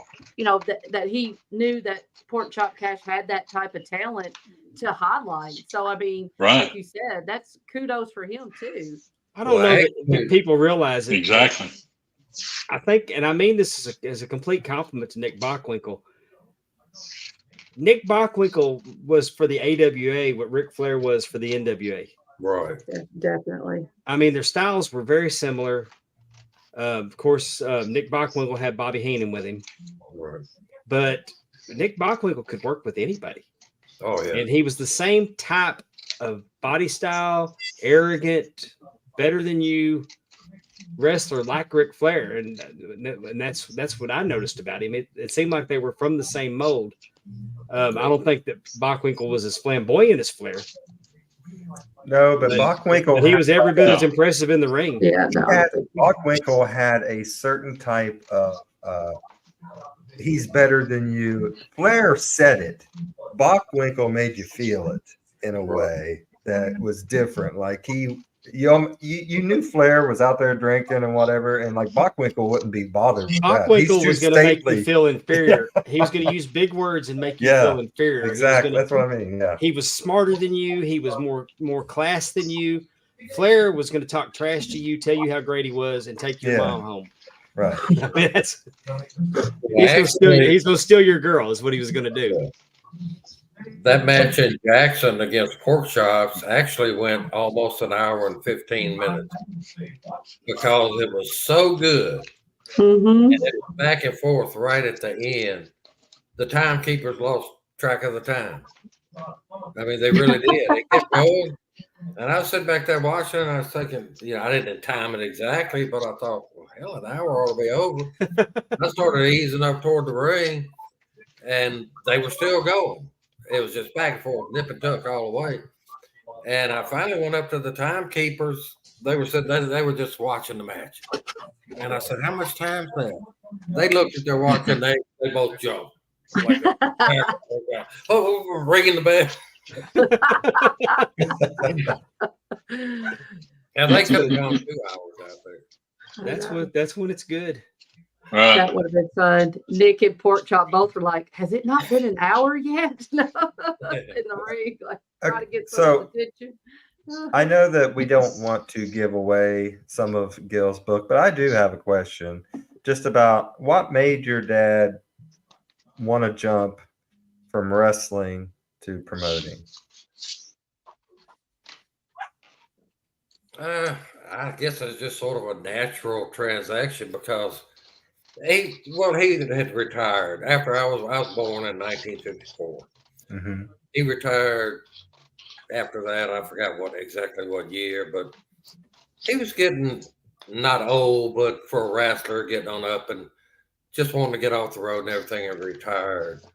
And what age are you talking about? Like 40s? mid 40s, late 40s, somewhere around there. 50s, 50s. Okay. Mid 50s, I guess. Right. And so he could be home more and everything, and he was a deputy sheriff for a while and did several things, but it so happened that the Mississippi towns hadn't been running a while. A guy named Romanoff used to run them, and the towns had laid vacant for a while, and so my father started thinking about it and said, and he always told me from the start, he said, wrestling goes in cycles. Mm-hmm. Well, He was right back then. Man, was he right. And so he just felt like the time was right. He sold some land that we had and invested it and started promoting in Jackson and Vicksburg. And it paid off because the timing was right. And Mhm. way back then, he was booking through Leroy McGurk, getting his talent through them. So, Mm-hmm. And was Leroy working still with Bill or no? no, that was before Bill ever got involved. Oh, that was before. Okay.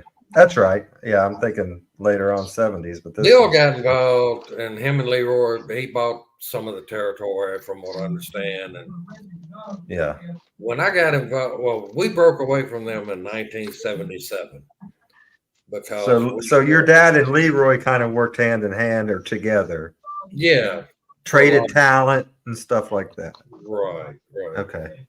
But we had started having some problems a little bit with Bill Watts. He was taking over more and more, and we didn't like the way certain things were going. And anyhow, we broke away in '77. Had a war with them until 1979. They never did beat us out.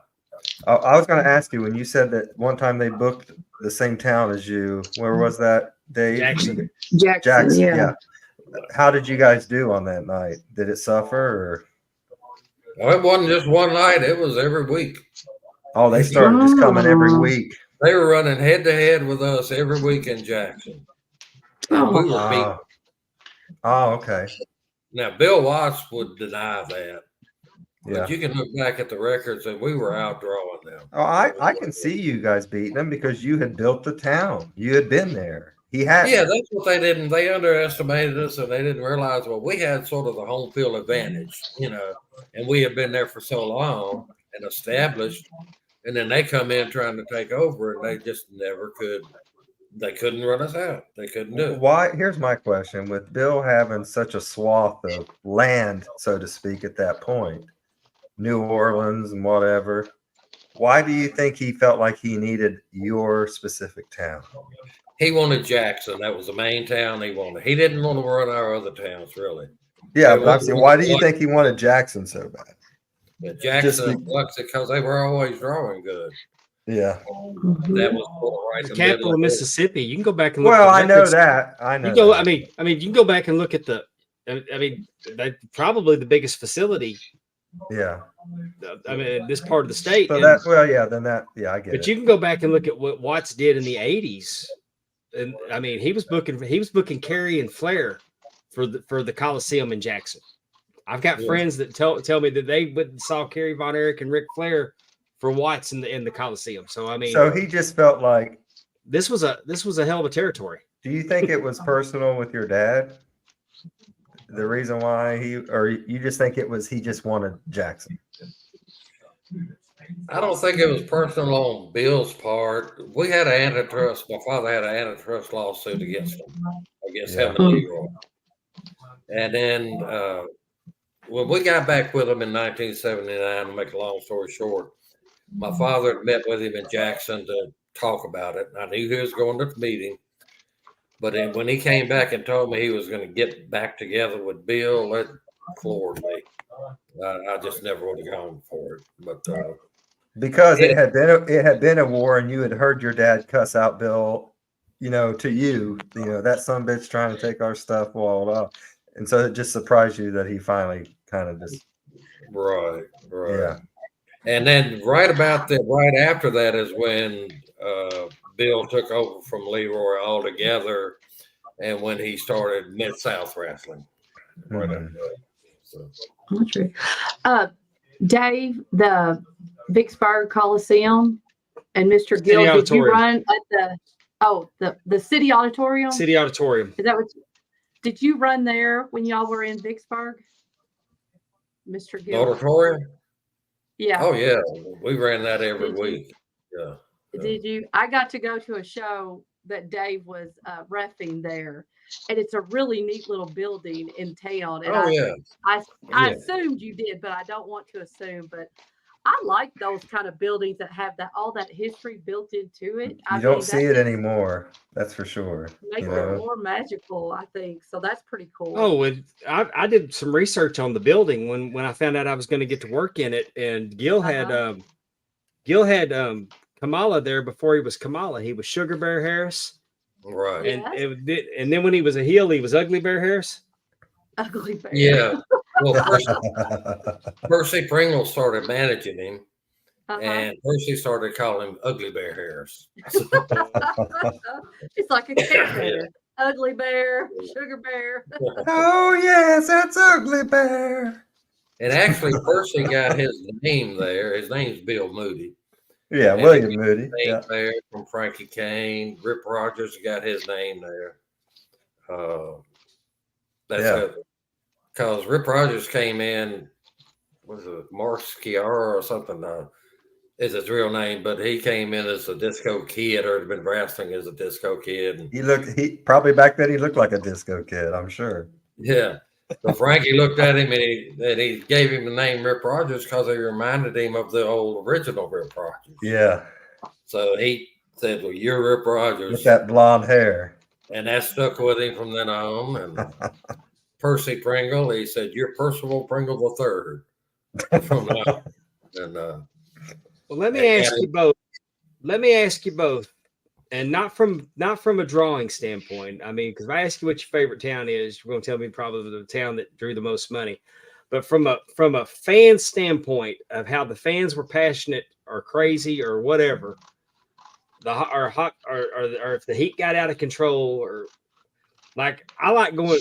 My favorite town I've ever refereed in is Houma, Louisiana. I've never felt a crowd like Houma, Louisiana. I mean, they buy everything. They buy into everything that goes on. They believe it was the most. I can't even explain the experience. Just as a referee feeling it, I can't imagine how the heels felt, how the faces felt. So that's what I'm asking, town wise. Like for you, Steve, what's the craziest town that you ever refereed in? I mean, that you ever wrestled in. I'm sorry. Well, I'd have to think on that. One time in '87, I wrestled in Washington, Louisiana, just outside of Lafayette, and that crowd was pretty wild, And Sonny King was on the card, and they really got into it. But as a kid growing up, I guess it was in 74, 75 in Hattiesburg for Gulf Coast Wrestling at the Wade Kennedy Livestock Show Arena. One night, Spudnik Monroe and Rocket Monroe were partners. And there was a man sitting at ringside. Nobody knew who he was. He had a hat on. And he interfered in the match. And then when he interfered in the match, the hat came off. And he had the blonde streak, just like Rocket and just like Spudnik. And come to find out it was Norvell Austin. And I mean, they thought there was going to be a riot that night. Cops were coming everywhere, because nobody knew who he was. And he was sitting, like I said, he was sitting at ringside with a cap on, never been in the territory before. And we just thought it was a fan till that cap came off. And then everybody knew he's with the Monroes, So I remember that pretty good. Like I said, I was 9 or 10 years old. Norvell Austin got so much hate in Dallas that him and Coco Ware with their PYT Express would get so much heat they'd take them out the side door, because the side door at the Sportatorium was just 5 rows away from the ring. It was that side door. Yeah. I used to sit on that wall so I didn't get hit with the beer when they started throwing it. But their heat got out of control every time, and they'd have to take them right out that side door. So when you say that Norvell Wow. Austin got some Yes. heat, I witnessed it too. So that's crazy. Yeah. Kind of Spudnik had took Norvell up under his wing, so to speak. He was kind of like a son to Spudnik. So I know that Spudnik had brought him into Gulf Coast. But I remember that. Well, let me ask you this, Dave. It was the sportatorium. Is it hot as everybody says it was? Yes. Temperature wise, hot in the summer, cold in the winter. Yes, Wow. it was ridiculous. It was What ridiculous. was it? Just But like you know- thin? Was it like thin tin as far Yeah, it as was a the barn. outside? Yeah. Yeah. It wasn't insulated. If it was a firewall. I mean, it was that chicken wire through the concrete Yeah. firewall. But it was brutal in there in the summer months. All they had was a fan. They had fans, and then with the lights even made it hotter. Yeah. Wow. Hey, Gil, I had a question about Leo McGurk. You guys worked with him a lot, you said. How in the hell does someone, I think everyone's always had this question. How in the hell does someone that's blind run a wrestling company? I don't know. I really don't, but he did it. I mean, what was your experiences with him as far as that goes? I mean, did he, like, how did he know everything? Did he just sit back and everyone just told him what happened? Or like, Well, he had a daughter that was pretty involved. Her name was oh yeah, Mike McGurk that worked for WWE. Yeah, and I think, and he had 2 or 3 people around him that he really relied on. Oh, I got you. So I've thought about that too. Being blind, how in the world could he do it? The reason why I ask you this question is because Andrew Hermes, who is a loyal listener of the show, said Leroy was going to shoot the $1 Million Man. That's one of the best stories JR ever told. And it was over Mike. And it was over Mike McGurk. Yeah. I met Leroy. And my question is, how does a blind man shoot someone? But that's another question. Oh, that's a good question. I don't know. I think Tim's got a good chance of getting out of the way. Oh goodness. Wrestling was crazy back then. I was born a generation too late. I got a question about the book. Okay. Back then, it's crazy now. No, I was just gonna say, what was the reason for writing the book? I love territory books, anything about history of wrestling. I think that's just fascinating. What made you want to write the book, and how did it come about, and how long did it take you? Oh, it took me a long time, but the main thing, I had several people over the years say, well, you ought to write a book about it. I was thinking, no, nobody wants to read about that. But then as time went on and we started losing more and more of the big names in wrestling. And then I would see a lot of false information on the internet about why we split with Watts and this and that. And it was just, to me, I finally decided to do it. Scott Teal got me really interested. I started it then, and I didn't like what I'd done. I tore it up. But anyhow, I finally finished it.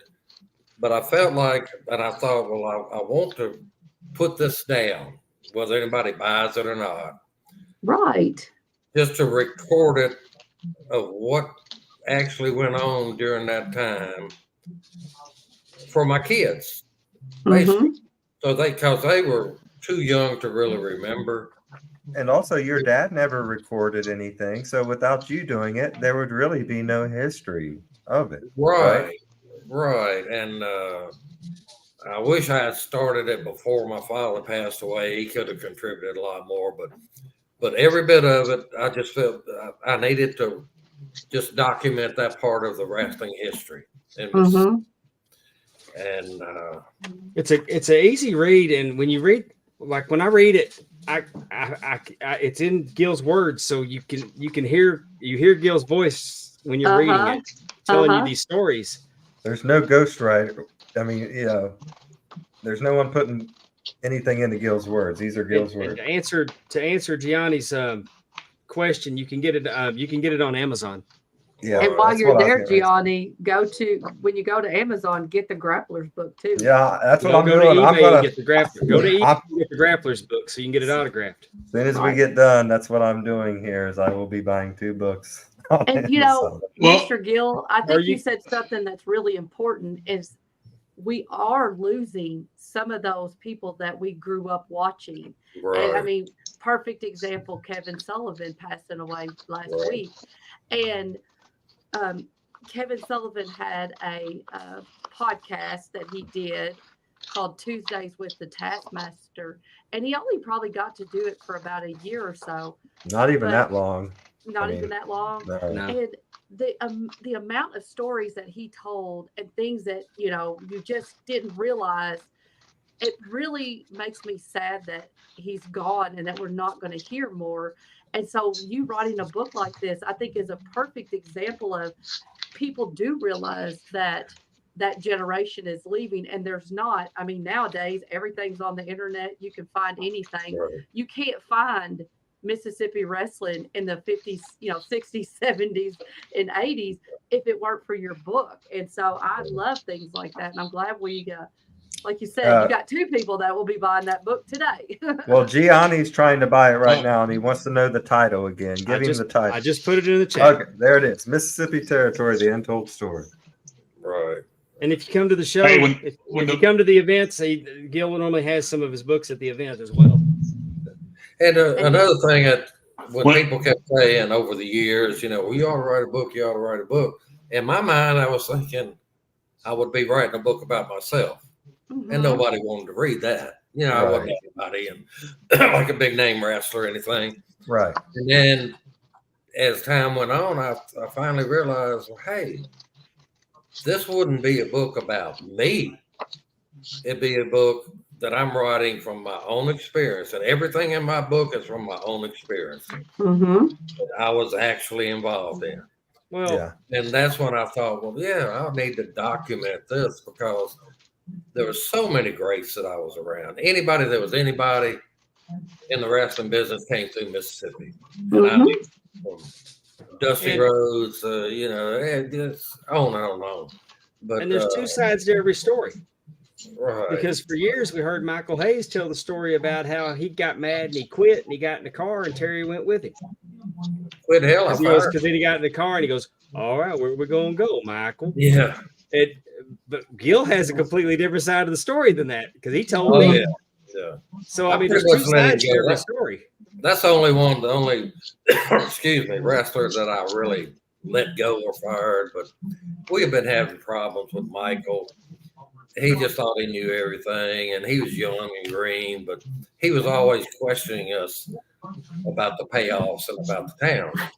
But he was doing that when I was the only one in the town. He wouldn't do that when my father was somewhere else. Right. Mhm. And he figured he could get away with that. So it finally got to the point I talked to my father and I talked to Frankie about it. And I said, man, this is getting old because he was starting to stir up other guys in the dressing room too. Mhm. Right. And so I said, what do you want me to do? And they just said, well, just tell him if he doesn't like it to leave. And I said, well, we all knew that Terry might go with him, but because they were real close, and we just figured, well, we hoped he wouldn't, but that would be collateral Sure. damage, basically. And so I forgot what town it was, and Michael questioned me about the payoff again, and then some other guys listening. I said, well, Michael, let me tell you what, I forgot exactly how I said it. It wasn't a whole lot said. I said, it seems like you're accusing us of stealing from you or not paying you what you're. If you think you can go somewhere else and do better, then do it. You can finish up in 2 weeks. You don't have to work here. And he just sat there. His eyes got big. He thought he was indispensable. Mhm. Anything. And he finally said, you want me to leave? I said, yeah, I think that's it. So that was it. So, Where did he go after that? Did he go to Memphis? Did they go to Texas after that, or Memphis? Were they at Memphis before? Or? I think they went to Memphis. Yeah, I they went to believe. Memphis after that, then probably to Texas after No, that. they went to right? Watts before they came to Texas. Oh, okay, yeah, Watts. Yeah, they okay. were in 81. They were back in Georgia, and they were feuding against each other because Kevin Gordy and Snuka jumped Kevin Von Erich, and Michael Hayes rescued Kevin. This is before they came to Dallas. Yeah. Well, they came back when we had Mid-South. Excuse me. They came back as the Freebirds, Mhm. and it wasn't any hard feelings. But that was a long time ago when that happened, and so it was just sort of like we picked up where we left I off. bet there wasn't any hard feelings because Michael probably knew he was being a dick. So he was like, you know what? Gil was pretty nice to me, so no hard feelings. I think they learned a lot that we were very fair to them, too. Yeah. Well, men, I can't thank y'all enough for coming on the show tonight. I'm excited about. I'm excited about Legacy Championship Wrestling. I'm always proud to be a part of it. Saturday, August 24th. Everybody get down to Sumrall at the high school for a great night of family fun. Damian Wayne and Gio Savage are going to tear that place apart. Mm-hmm. We know what Gio can do. I know what Damian Wayne can do, and they're going to hit each other so hard the fans will be able to feel it at ringside. It's going to be a great night of wrestling.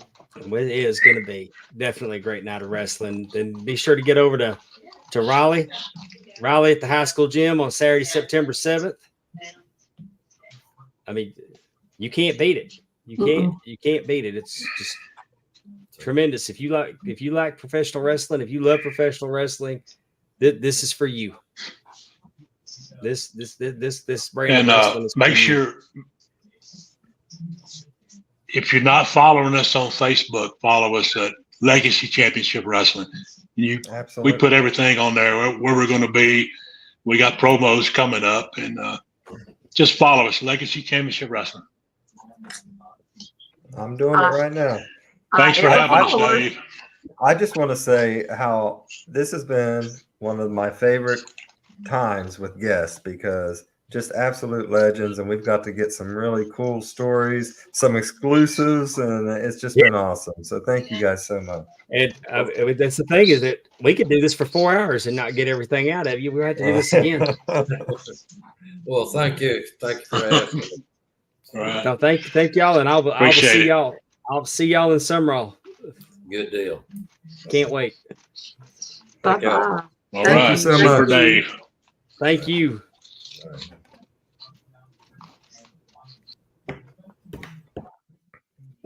Wow, How about that, was y'all? awesome. We almost went love 2 it. hours. But you're right, Dave. We could sit and talk to them, and then All Lord, night bro, long. grappler. In our defense, though, 10 minutes of that was technical difficulty. So we really Well, only true. went an hour and 40 minutes. We still talk. Hey, though. but I it was mean, worth it. It was worth Absolutely. it. It was a You need struggle to him. get there, but once we got there, man, the grapplers, like he said, he loves to talk, but I love to listen because he was just a great storyteller. Oh yeah, we and need him back on because I mean, it's those are some exclusive stories that we're hearing. Not it's Yeah. I work for several companies, but man, with Legacy, working for Legacy just keeps me loving the sport. definitely. It's not too often we get to interview someone that wrestled Andre the Giant. I mean, Right. seriously. Yeah. That's pretty cool. No, you don't get to. It's not often that you get to interview somebody that beat Andre the Giant. That hey, too. and let's also mention that he beat Dusty Rhodes too. Yeah. And while we're at it, it was in the Superdome in New The Orleans. grappler was Louisiana. over, baby. Yeah, I'm going to go back. I want to try and YouTube that. Can you YouTube that match? maybe. I'm going to try. We'll see. I don't know that Might have something. they didn't broadcast the Superdome. There shows. was probably no video. That was an of arena it. business back then. Yeah. Do you think But, it was closed circuit? When was that? Would have been? Did they do that a whole lot? They didn't do before? closed circuit back then. In the No. When was There may have if there's probably for that, there's probably you'd have to get someone videoing in the crowd or something. I mean, I've got a Superdome show. I've got a Superdome show with no commentary. Right. And it was in the 80s. It was, 84, 85.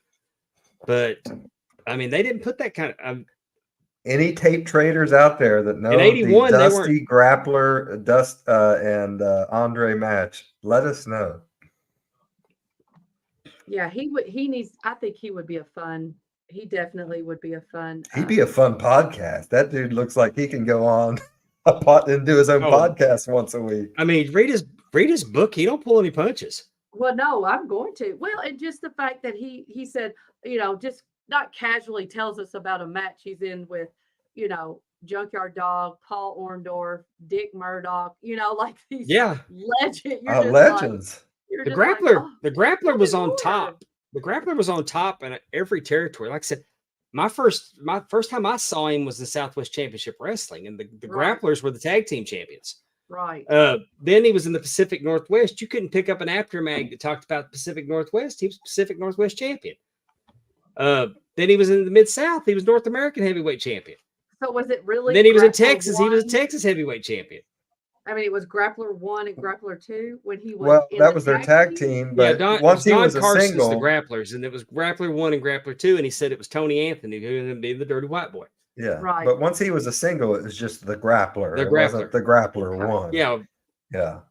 And no, he was. He was the Grappler, and then, like I said, How did I miss him at Waterloo? Like, I don't even understand. I almost made a joke and said Amy got drunk and passed out and didn't see you, but he was over there by he was over there by Bob Roop. Did he have a mask? Yeah, he had a mask. Why did I miss that? I don't know. I mean, he came on our show in a mask. You think he's going to go to a? I thought, well, maybe is that what? Well, that's what I was thinking when we were having the technical difficulties. Hey, I'm like, what a shame for him to. He probably walked by you without the mask, but when he got to that table, he had his mask on. But I was just thinking, what a shame for him to get up in his whole gimmick and not be able to be on the show because he can't figure out the audio. Oh, well, and I was very enamored with Arn and Dr. Tom, whose tables were right next to each Amy didn't see anyone else there. She didn't see anybody else there. I probably didn't. I floated out of that. And I do want to tell Gianni, that is the pinnacle. That turnbuckle, it's the pinnacle. Yeah, and I was going to ask you that. Yeah. I've got Wardlow, MJF, Dax, and Cash also. Amy didn't even know Tony Schiavone got inducted in the Hall of Fame because she was so Arn focused on Arn and Dr. Tom. Those are only two people that I knew. I mean, it happens. But yeah, that was so much fun. I went into this show not knowing much about any of these guests, and then listening to them, and then I just got questions just inside of me that I wanted to ask. Like, oh my God, this guy worked with Andre, so I can find some stuff about him. You did. That's what we do this for. Exactly. And I would encourage anybody, if they go to a convention or just perusing through, just like Justin said too, about reading, a lot of times you find these gems. Like, I'm going to get the Grappler book definitely, and Gil's book, because I am so interested in all of that stuff that, there are so many wrestling books that are hidden gems. And I feel like these two are those. Then there's guys like Al Getz and Mark James that put out the compilations of the results. Yes. Those are good companion pieces when you read stuff like this, because then you can go and you can check out the results of the towns. I like to do that when I read books. I find myself going through Google, because I'll read a little insert, this happened, but they don't say much. And I'll be like, I want to know more about that. So now I'm going to Google this. Hey, Gil's still in the wait. Hang on. Gil's still in the green room. I'm going to bring him back in because there's a question I meant to ask. Hey, Gil. Yeah. Sorry. Did your father keep a day planner? Oh, yeah. Did he keep a calendar? Yeah, he did. He was real good about that. And did you end up with it? I did, and the sad thing about that. Oh no. Oh. I sent some of that stuff to Johnny Mantel, to the Wrestling Hall of Fame. And y'all know what happened there. Yes, sir. Right. Man, that stinks. Because we could have done a whole week with you just going over that book. because some of these day planners, like Crockett's day planners, being used now, and Fritz's day planners being used sometimes. Did you know that, Gil, that Conrad does a podcast with David Crockett, and they just go over Jim's book of talk dates. About it shows how much the house was and who was on the card or who was on loan, and just taking the territory day by day. And that's just, my father I hate that happening to you, man. My father was great about that. They had ledgers and things. Every single expense, every payoff, every rent, everything. Down to the popcorn. Yeah. And you probably had to do that to be successful. Because like you said, all of the ones that you said, David Crockett, Fritz, your dad, like you had to be meticulous in keeping up with your expenses and those kind of things, I would think, to be remotely successful. Do you know Gray Pearson? Do what? Do you know Gray Pearson? Who? I think his name's Gray Pearson. He's a lawyer. I think he did. I think maybe I got his name wrong. He had. You are an elderly. Well, the thing is that some of that stuff was recovered. Yeah. Oh. And I think it's all in a like. Not everything was lost, but I mean, there was. I can't think of the lady's name that went in and recovered as much of it as she could too. I know some people got their stuff back, so it may still be there in a big old pile with all the other stuff. Yeah, I did. Great I Pierce. sent what I had left.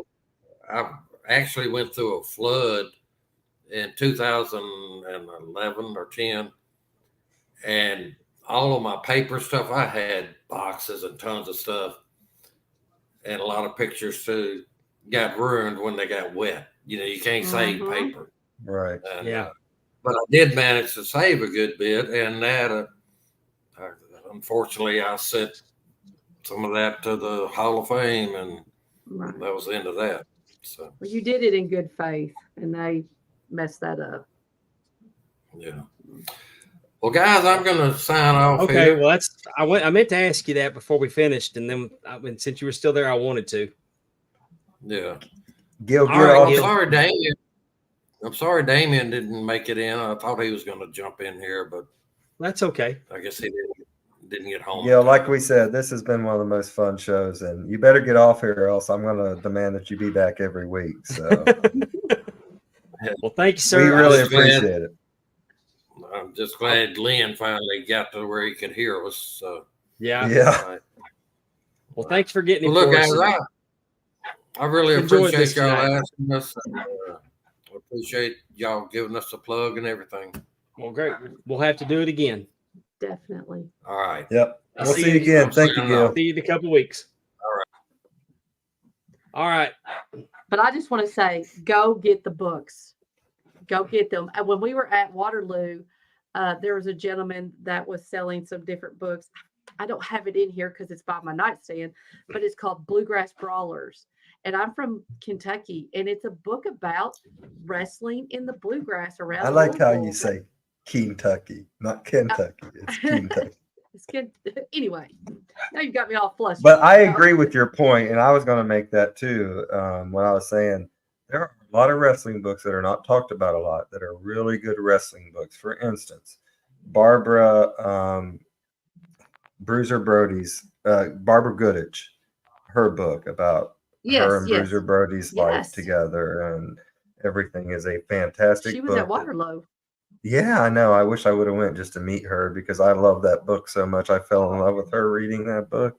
And so there's a lot of wrestling books out there that are really good books. So if you guys are readers like Amy and I are, Amy, I heard a quote this week from Harry Truman that I never had heard before, but I agree with it. All readers can't be leaders, but all leaders need to be readers. I totally agree. and I'm sure you as a teacher, you probably will be like, this may be accurate. I have always loved to read, but I saw statistics that talked about how, like, when a person gets out of high school, like Nobody they may, reads. You yes, know what? they, You know why? they, why? We had a training yesterday on dyslexia and things. Mhm. And it made me realize, and I've known this as a special needs teacher, but it made me realize it even more. The reason why kids say, like I taught high school for 10 years, what is their most hated subject? To a man, most all of them would say history. Mhm. Why? Because it involves a lot of reading. Mhm. And I think um, a lot of times when kids are maybe special needs or just not good readers, not special needs, but just not good readers, Mhm. they associate reading with being ridiculed because you couldn't read fast enough in the class Mm. or being made fun of or failing. And Aw. so then they just don't want to read because that's what they associate it with. No. Sorry, Dave, while you and I, or you were gone, Amy and I went into a teacher conversation. That's fine. Yes, Gianni, please ask Marty what her name was. I'd like to reach out to her because if we could get Gil his stuff back, that would be fantastic. Oh yeah. Uh, and another thing about having the grappler on, we have to talk about all the championships that he had. Mm-hmm. Do you know what? Yeah, there they are. This is a great book. I just let y'all see that. But he had he held some of the most fantastic belts in professional wrestling history. And if you want to hold a fantastic belt, go to Big Time Belts at facebook.com. Big Time Belts is high quality and low prices. The North American Heavyweight Champion went to Big Time Belts. Look at him on looking with that red. I love the red on the globe. Anytime the globe on a wrestling belt's changed from blue to red, it just really pops me a lot. HCM American Champion came from Big Time Belts. The Arkansas Wrestling Association's Open Weight Championship is one of the most beautiful belts in professional wrestling, and they went to Big Time Belts to get it. The Summit Wrestling Association's Crown Champion also went to Big Time Belts. Russell Chu, the Hair King Guru, got this bad boy from Big Time Belts, looking all fly. The AMW Junior Heavyweight Champion went to Big Pretty. Time Belts. Tim Robinson got all of his belts from Big Time Belts. His belt dreams have come true. He makes me happy to be a belt mark, to see him achieve his belt dreams.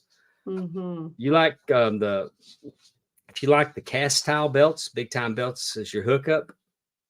You getting married? They're getting married September 7th.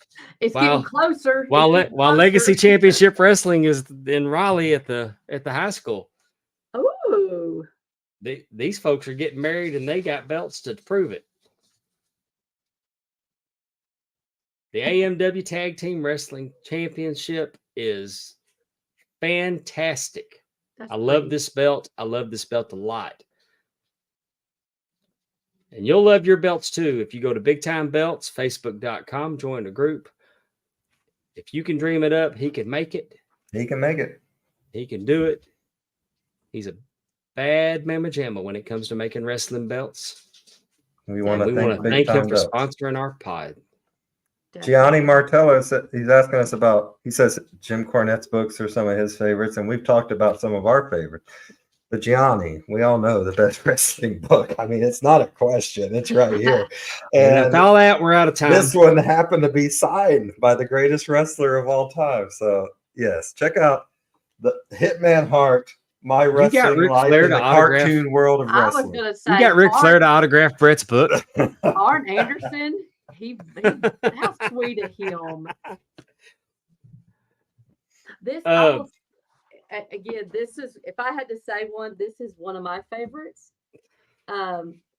It's really cool because it breaks it down into different, like each little chapter is like 4 or 5 pages, and it talks about different people. And so, like, part 1 is called Founding Fathers, and it has Gene Kaniski, Pat O'Connor, Sputnik Monroe. Like it gives you a list, and then like the second part are the bumpers and the shooters, and then number 3, the King of the Territories, and you see Vern Gagne and the Funks and Harley Race, Supercard, and then ROH, the Rise of the Indies, and then the all-time masters of the craft. It just goes through all different wrestlers like that. And like I said, it's just a little 4 or 5 page, little introduction about them and what they did and their, where they started off and all that stuff. And I like stuff like that, the kind of a compilation of things. But this is a great book.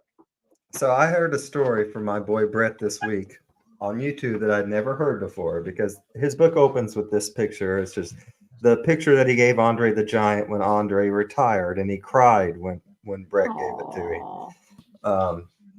But anyways, there was a funny story that Brett said, I used to always I never would let anyone know who was doing the drawings because it would get heat, because I would do like, people screwing each other or screwing someone. Yeah. And he said one time he did something about Chief Strongbow. Jay Strongbow. And he was pissed. And he told Brett to never do that shit again or whatever. And Vince come in the next day, and Brett said, I wasn't doing it anymore. Vince come in and he said, you do it. Draw. The boys like it. It keeps them happy. That's an interesting piece, that Brett is an artist. Like, he can draw just like Jerry Lawler. That's kind of how he started. Hey, so when Brett says he was a draw, it's because he can draw. That's right. In 1993, he was drawing. But he wasn't putting asses in seats. He was a drawer. Oh, do I have a favorite Terry Gordy match? I do. Oh, Tim. It was a Sunday night. To go to bed. No. It was a Sunday night at the Sportatorium. It was not televised. It was a special Sunday night card. It was Terry Gordy versus Killer Khan. And I mean, it was one of those deals where they took a match out of the ring. They brought him to the ring.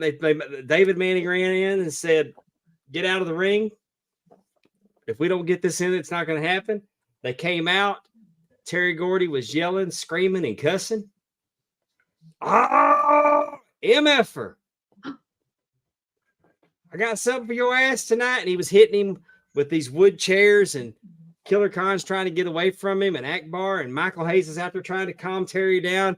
And Terry gets out of the ring, and he just walks. He don't walk up the aisle. He starts walking through the crowd and through the stands like he was out of his head. And I mean, I believe to this day, all that other stuff might have been like they were supposed to do it, but that shit was real. It was the craziest, most violent. I mean, I loved it. Amy, yes. Do you have some things for us this week? Well, you know what? I say we just go ahead and wrap it up. What do you think? Okay. I was going to do. We don't have to do it. We did. We went long. I don't have trivia. I just had my cards, but I can do that another day. We'll do it next week. Heck yeah. It was just a deal where I knew that the grappler was going to try to run in. Damian Wayne was going to try to run in. So I knew we were going to have a lot going on. And having Steve here, and there's so much to talk to Steve about, and I don't feel like we talked to Steve about as much as I wanted to get accomplished. Yeah. Gil's story is so fascinating, and I don't feel like we got all of Gil's. No. We didn't get all of anyone's, but I we knew got that some. I knew the grappler had just flown into Houston, and that fighting that Houston traffic to get home, and I didn't want to keep him. I didn't want to be that guy that kept him too long, Right, Yeah. right. Just another reason to invite them all back at another. Oh, I'll talk to him. I'll talk to him about it in Sumrall and see if I can. We would love to have just a one-on-one grappler. Oh God Almighty, would I? Yeah. But I'm telling you, this is a great promotion. This is you just tell a friend, and I realize that this goes all over, but there's promotions like this in your states too.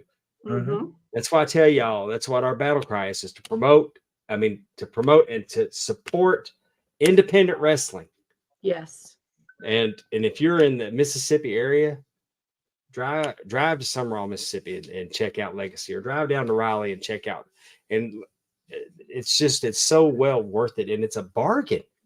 And I would- Absolute and I bargain. would- $10, I would- $10, and bring your kids. I would implore all independent wrestlers and promoters to come on and also put over our show, because there's not too many podcasts that are putting over independent promotions and wrestlers out there. So come on in. We take everyone. Yeah. And you're supporting a good cause. I mean, you know, unfortunately, you just don't have everything in the school system, and so you have to fundraise. So you're Yeah. going to be helping out that baseball team get, you know, whatever they need, or the football team, you know, get things that they need. So I mean, it's win-win. Good entertainment, remind you of your childhood, get to see your kids or your grandkids, whoever you take, you know, enjoy, and you're supporting a good cause. I mean, like you said, And young people, you're building Get loose. memories. And as we do every week, I do want to thank everyone in the chat. Tim Robinson, of course, Gianni Martello, who says, my favorite book wrestling related was Gold Dust. He couldn't put it down. And it made me think. I remember I was so excited in like 2000, 2001, whenever it was, 99, when I got Mick Foley's book, and I could get it at my school library, and I read it. Like it, yeah, you know, and it was awesome. like 300 pages too. I mean, it was Yeah. a huge book. Yeah. It was Andrew, So, Andrew Hermes, Willie Mack. yeah, Justin Davis was in Willie the chat. Buck. I see. That was good. Jill was with us Gerard for a Millette, minute. thank you for being with us again this week. Yeah. Heather was here. Yep. Heather was here. Thank Andrew you all. I was know here. everyone was listening because he texted me to make fun of me. So And thank Tim, you all for and check out our sister podcast, the FFP Popcast. I believe they did 1989 today this week. Let me look. I have not listened to it yet. I'm The behind. FFP TNA Top 10. They're doing two shows. One of them's 1989. football. One of them's football. One of them's this week. It was top 10 ice creams. And Ice creams, and I actually listened to that live, and I was typing in my opinions because I had some strong opinions on that. And Terry Weaver is the most vanilla person. Well, you would be surprised that he likes vanilla ice cream, and I was disagreeing ice with cream a lot in of the his Big ice cream 10, opinions. but get this. I'm looking for my favorite ice cream. It's pecan pralines and cream. Not there. Pecan pralines and cream. Not on there. Mine rum raisin. Rum raisins on there. I've never even heard of rum raisin. I don't know if I've heard of that either. And Andrew Hermes had the audacity to tell me that pecan pralines and cream and butter pecans the same thing. Nay, nay, because my wife eats butter pecan and I eat pecan pralines and cream. They're different. I love how you showed us both of the tubs. Like, they're different. They're just make them different. Yeah. You know, my favorite ice cream, my great grandma taught me this. She loved the homemade cherry, like the chocolate cherry. I don't know what's that called. Cherry cordial. Yeah, cherry cordial didn't even make the list, and that's bomb. Chocolate, cherry, and vanilla ice cream. Come on, Terry. Well, back in the day, I'd get off work on Saturday night, and I'd get off at 9, and I need to get home by 10 because wrestling's coming on. And I'd stop at the gas station on the way home because you don't want your ice cream to melt. But this gas station sold Borden brand ice cream, and they had Rocky Road, but it wasn't a Rocky Road with the little pieces of marshmallow in there. They had like the chocolate and the almonds and the marshmallow cream. And I'd get a half-gallon ice cream. I'd jump up in the middle of the bed and I'd eat a half-gallon ice cream and watch wrestling. And if y'all have ever seen me get ice cream on a Zoom, I will eat a half-gallon in one sitting. Well, Andrew Hermes is mad because he says, I'll be bringing my own damn ice cream to Pondwater's house. That's what I learned. Well, I'm just saying, don't tell me that I'm eating old people ice cream and rum raisins a choice. I mean, rum I mean, raisin. what I rum think that raisin used is to be some a Woodwick it's some candle Walter flavor for me. Winchell shit back in the day. Like Teddy Roosevelt probably ate rum raisin. Probably Man, Franklin maybe. Roosevelt for sure did.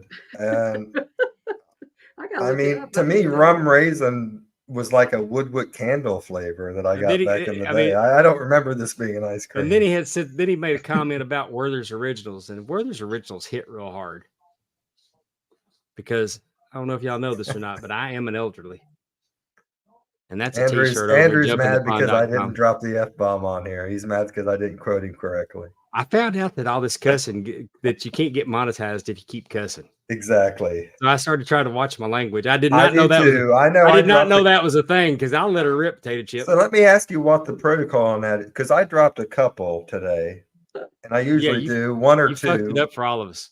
So one or two.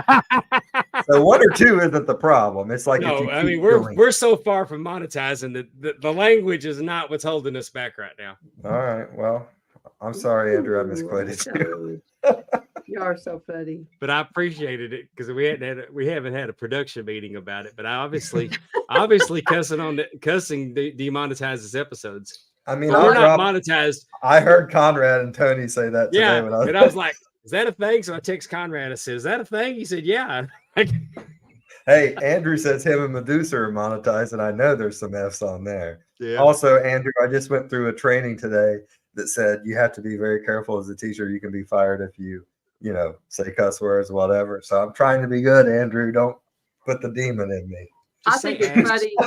Just say asked, and then if somebody calls you on it, tell them it's in the Bible. I think it's funny that you said we haven't had a production meeting about this, as in all the other production meetings that we have. Our group chat's kind of one big production meeting. It kind of is. That is true. That is true. But I mentioned our sister podcast. I swear we're going to wrap this. But I might as well plug the Ram Network. Yes, please do. The Ram Network, wrestling and more. We got a lot of great content going on over there for just $10 a month. World Class Flashback. I mentioned it during the show. Me and Timmy C. We were watching World Class 1983. New episode just dropped. On that episode, gentleman Chris Adams. We were introduced to Chris Adams. Kamala made his in-ring debut, and Kevin Von Erich defends the American Heavyweight Championship against Freebird Terry Gordy.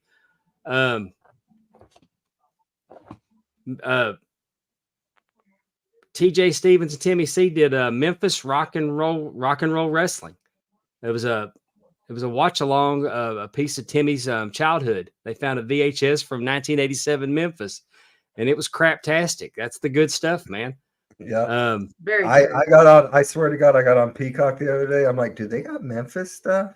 Yeah, No, TV. they don't.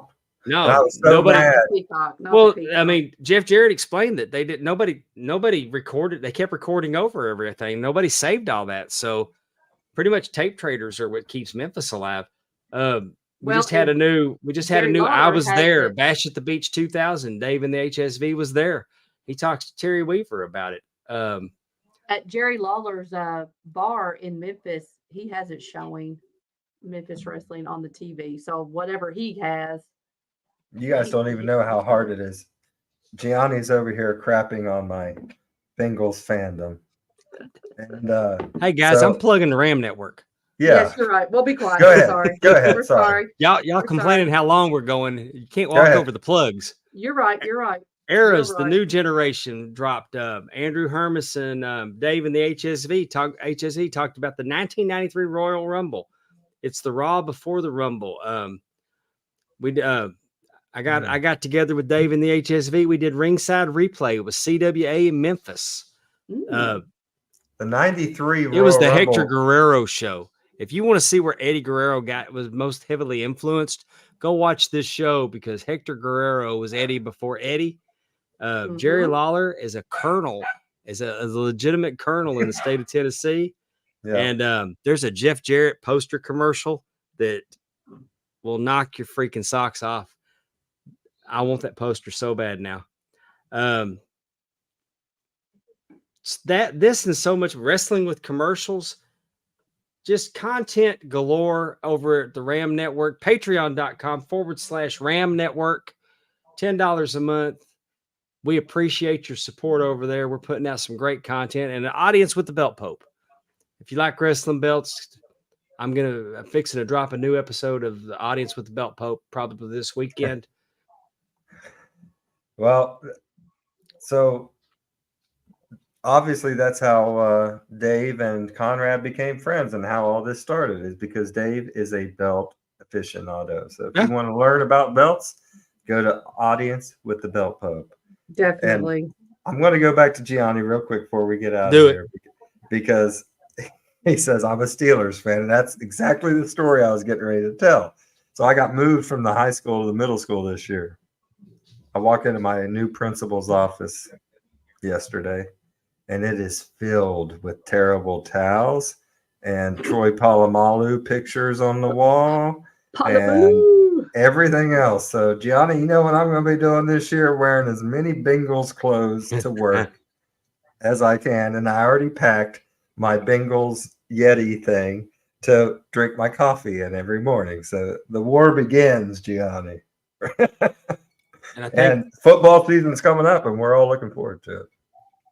And in closing, I'd like to say a little something about Kevin Sullivan. Kevin Sullivan scared the hell out of me. I mean, his gimmick in Florida, going after Dusty Rhodes, teaming with Purple Haze, Mark Lewin, doing the devil worshiper character. The devil worshiper scare me. Devil's real. I mean, he was so convincing in that role. And we're talking pre-WCW. Kevin Sullivan in the 80s and late 70s was the devil. I love hearing Tony and Conrad. Tongues. Yes. He'd speak in tongues and talk about a Buddha Dean, and he was so, and I mean, it scared me. It really made I learned something new today, that his nickname in the business is the devil. Like that's what Tony I didn't know that. I learned that today. And it just made me uncomfortable. And fast forward to 2005. I'm 39 years old. And Tampa, Florida, at Wrestle Reunion, I met Kevin Sullivan, and I'm having a hard time getting into this old hard drive to get the picture. But Kevin Sullivan rolls the eyes in the picture, and at 39 years old, knowing the deal, meeting the man, scared as hell. But fast forward to last year in Huntsville, Alabama, I got to spend some time with Kevin Sullivan, got to work with Kevin Sullivan, got to sit backstage with Kevin Sullivan. And I appreciate my time, and I appreciate my friend Conrad for putting me in a position to get to interact with Kevin Sullivan on that level. And he had a hell of a mind for the wrestling business. He was